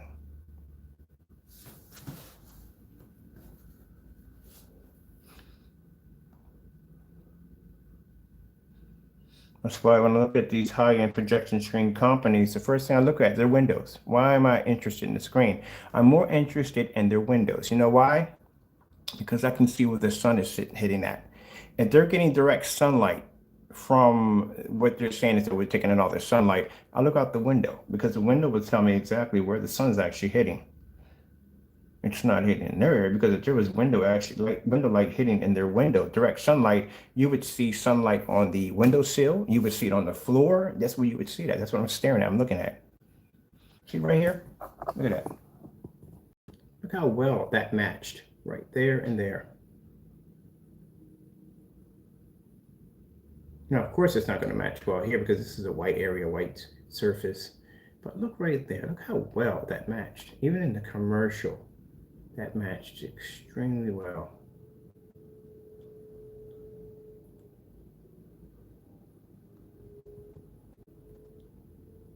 So that's why we need to see this over there.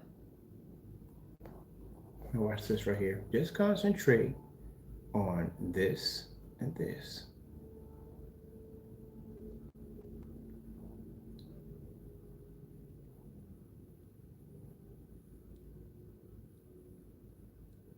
I bet when you did the demonstration, you weren't expecting anybody to concentrate on this section right here, were you? Yep.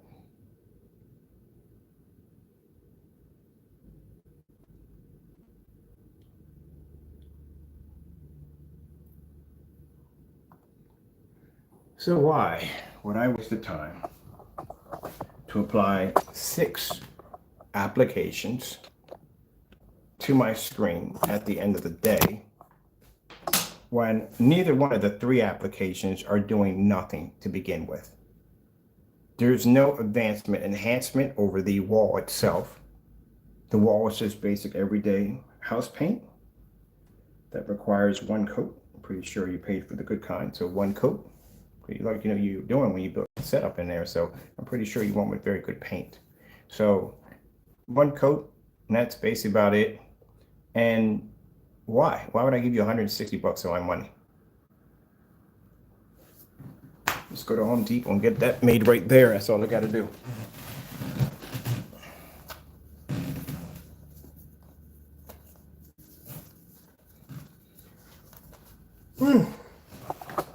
That's where you made your mistake, right there. That's where you made your mistake. Ain't that right, Taco? Yep. I got something just came to my door a few minutes ago. My oh my, what a wonderful day. Do do do do do do do do do. Do do do do do do do.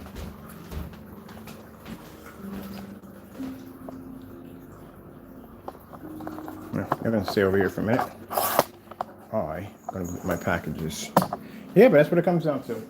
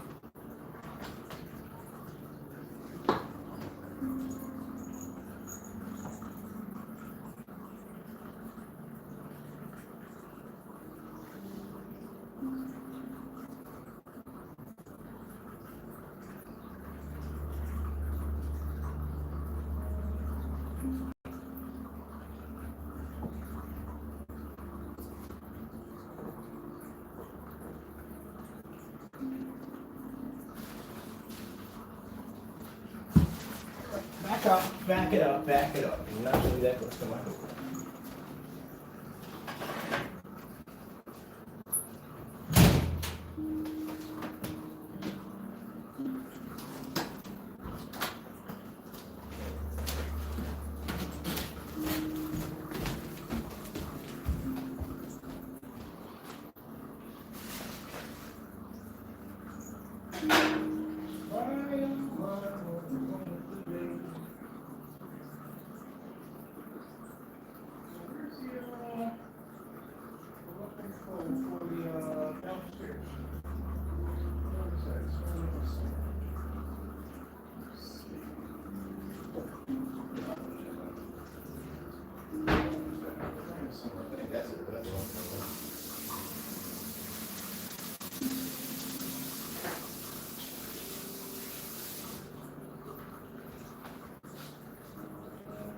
This is the one for the theater room.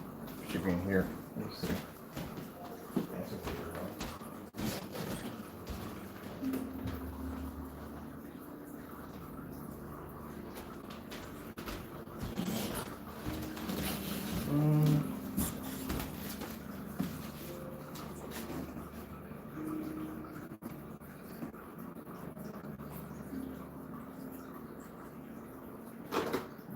From memory, when you don't go.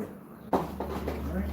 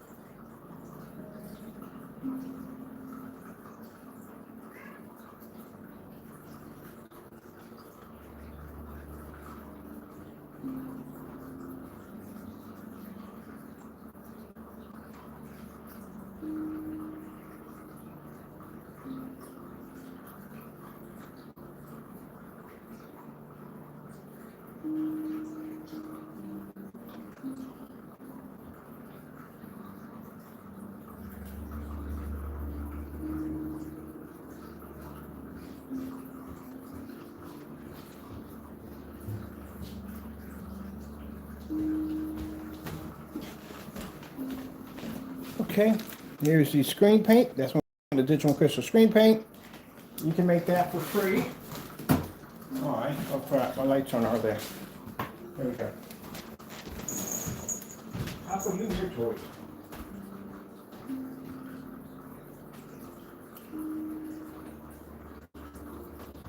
Let me check upstairs. Oh, yeah, some carry things around so much. I have been packing things here.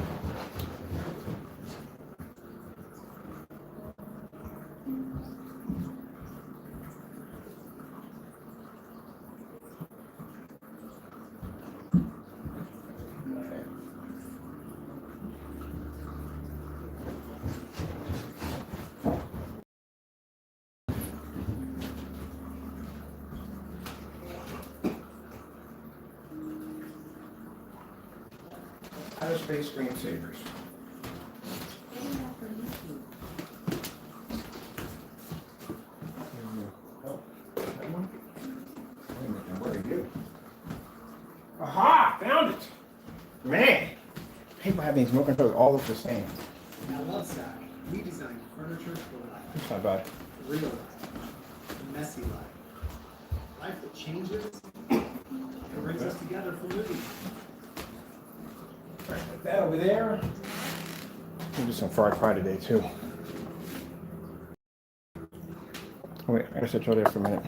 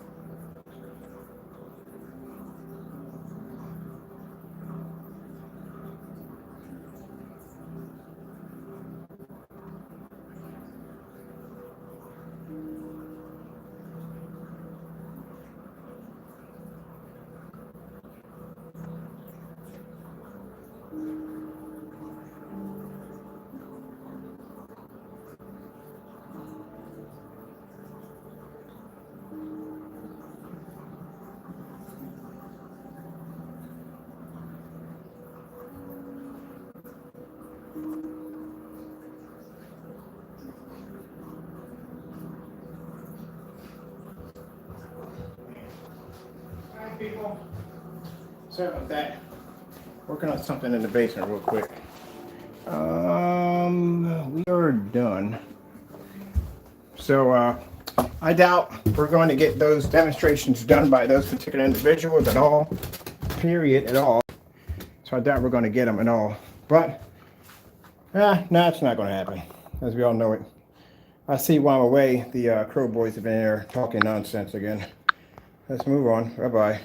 But I can't wait to see those demonstrations. So we'll see. But until then, if they don't have the demonstrations, let me see. You're not even a customer of mine, but anyway, if they don't get those demonstrations done, then you can just make the digital crystal screen paint for free. Curious George, you're not a customer of mine, so yeah, you should know we do ship out dates. So we just did a ship out this Saturday. You wouldn't even have the product already. That'd be virtually impossible. So, grow up. All right. So, as you can see, we're down here again in another well-lit environment. And again, we put the challenge out there. At the end of the day, if they can't make the product, then at the end of the day, why give them $85 of your money? Just go out and just make the digital crystal screen paint. It does the exact same thing. Or just make any one of the mixed ingredients that we gave you at the bottom.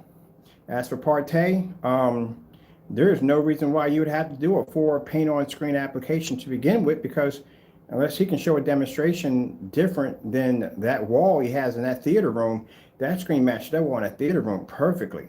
So I would love to see a demonstration of all that stuff moved out of the way, take that screen and stick it against that wall and do a demonstration, see if there's a difference. Because there's not a difference, and what's the point of doing a 4-screen application if it's not going to show any difference to begin with? That's a whole lot of paint, a whole lot of work for nothing. When a wall is going to do the same exact thing, and it only required 1 coat to do the wall. I'm pretty sure it did.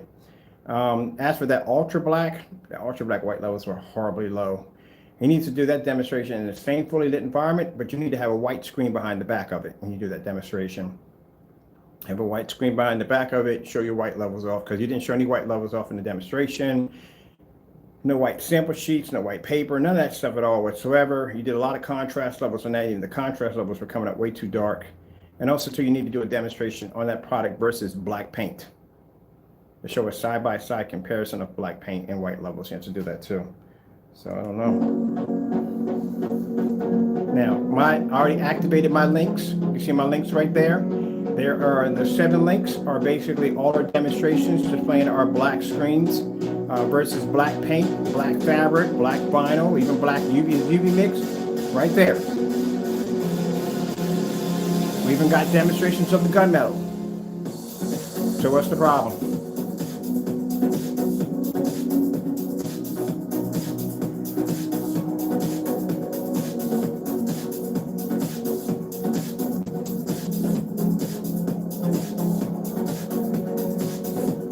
I find it interesting how, like I said, you guys come in here and you want to run your mouths and everything, but you're watching me walk through my house with all my screens displayed in windows, screens displayed up on the ceiling, screens displayed at 140 inches on ultra short throws, downstairs in the basement, maxed out zone, showing off 106 inch.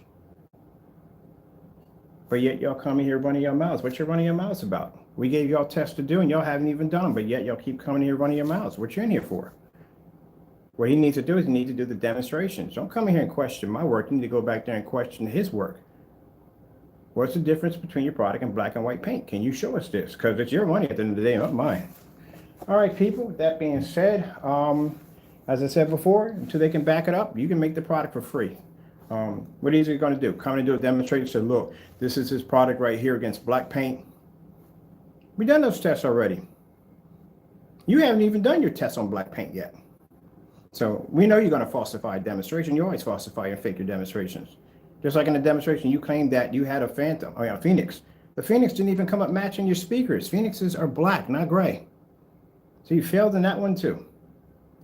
So at the end of the day, yeah, we've done our tests already. We're done and completed. They haven't done those yet. And you have no nerve about trying to talk about anybody's black screen paint product when you haven't done your tests yet versus your black paint versus black, your product versus black paint. Where are the tests done? We requested those 4 weeks ago. 4 weeks ago, they were requested for you to do that. And them tests haven't been done yet. So how about you do all those tests, or they're required for you to do, but knowing him, he'll go on vacation or he'll do some review against something. He'll try to avoid as much as possible. It doesn't make a difference how much you avoid it. At the end of the day, your customers have a decision. Give you $85 for a product you can't back up, or go to a product we can back up under Digital One Crystal Screen Paint. You can research the old company. You can look at all the people who've had it. People have tested it, beta testers, the company contract we had for 10 years, a 10-year global contract attached to it, and look at all the stuff of what that product has. Does the same thing his product does. Only difference is that is free to make. We give you the ingredients for free, and you can make a gallon of it. Now, if you want to adjust how dark you want it, you have all the different ingredients there. You can put 4, that'll make the personal. You can make 10, that'll make the metallic. It's all there for you. But until then, you can back it up, save you $85. All right, that being go, I got to get out of here. Thank you all, and God bless. Yeah, save your money.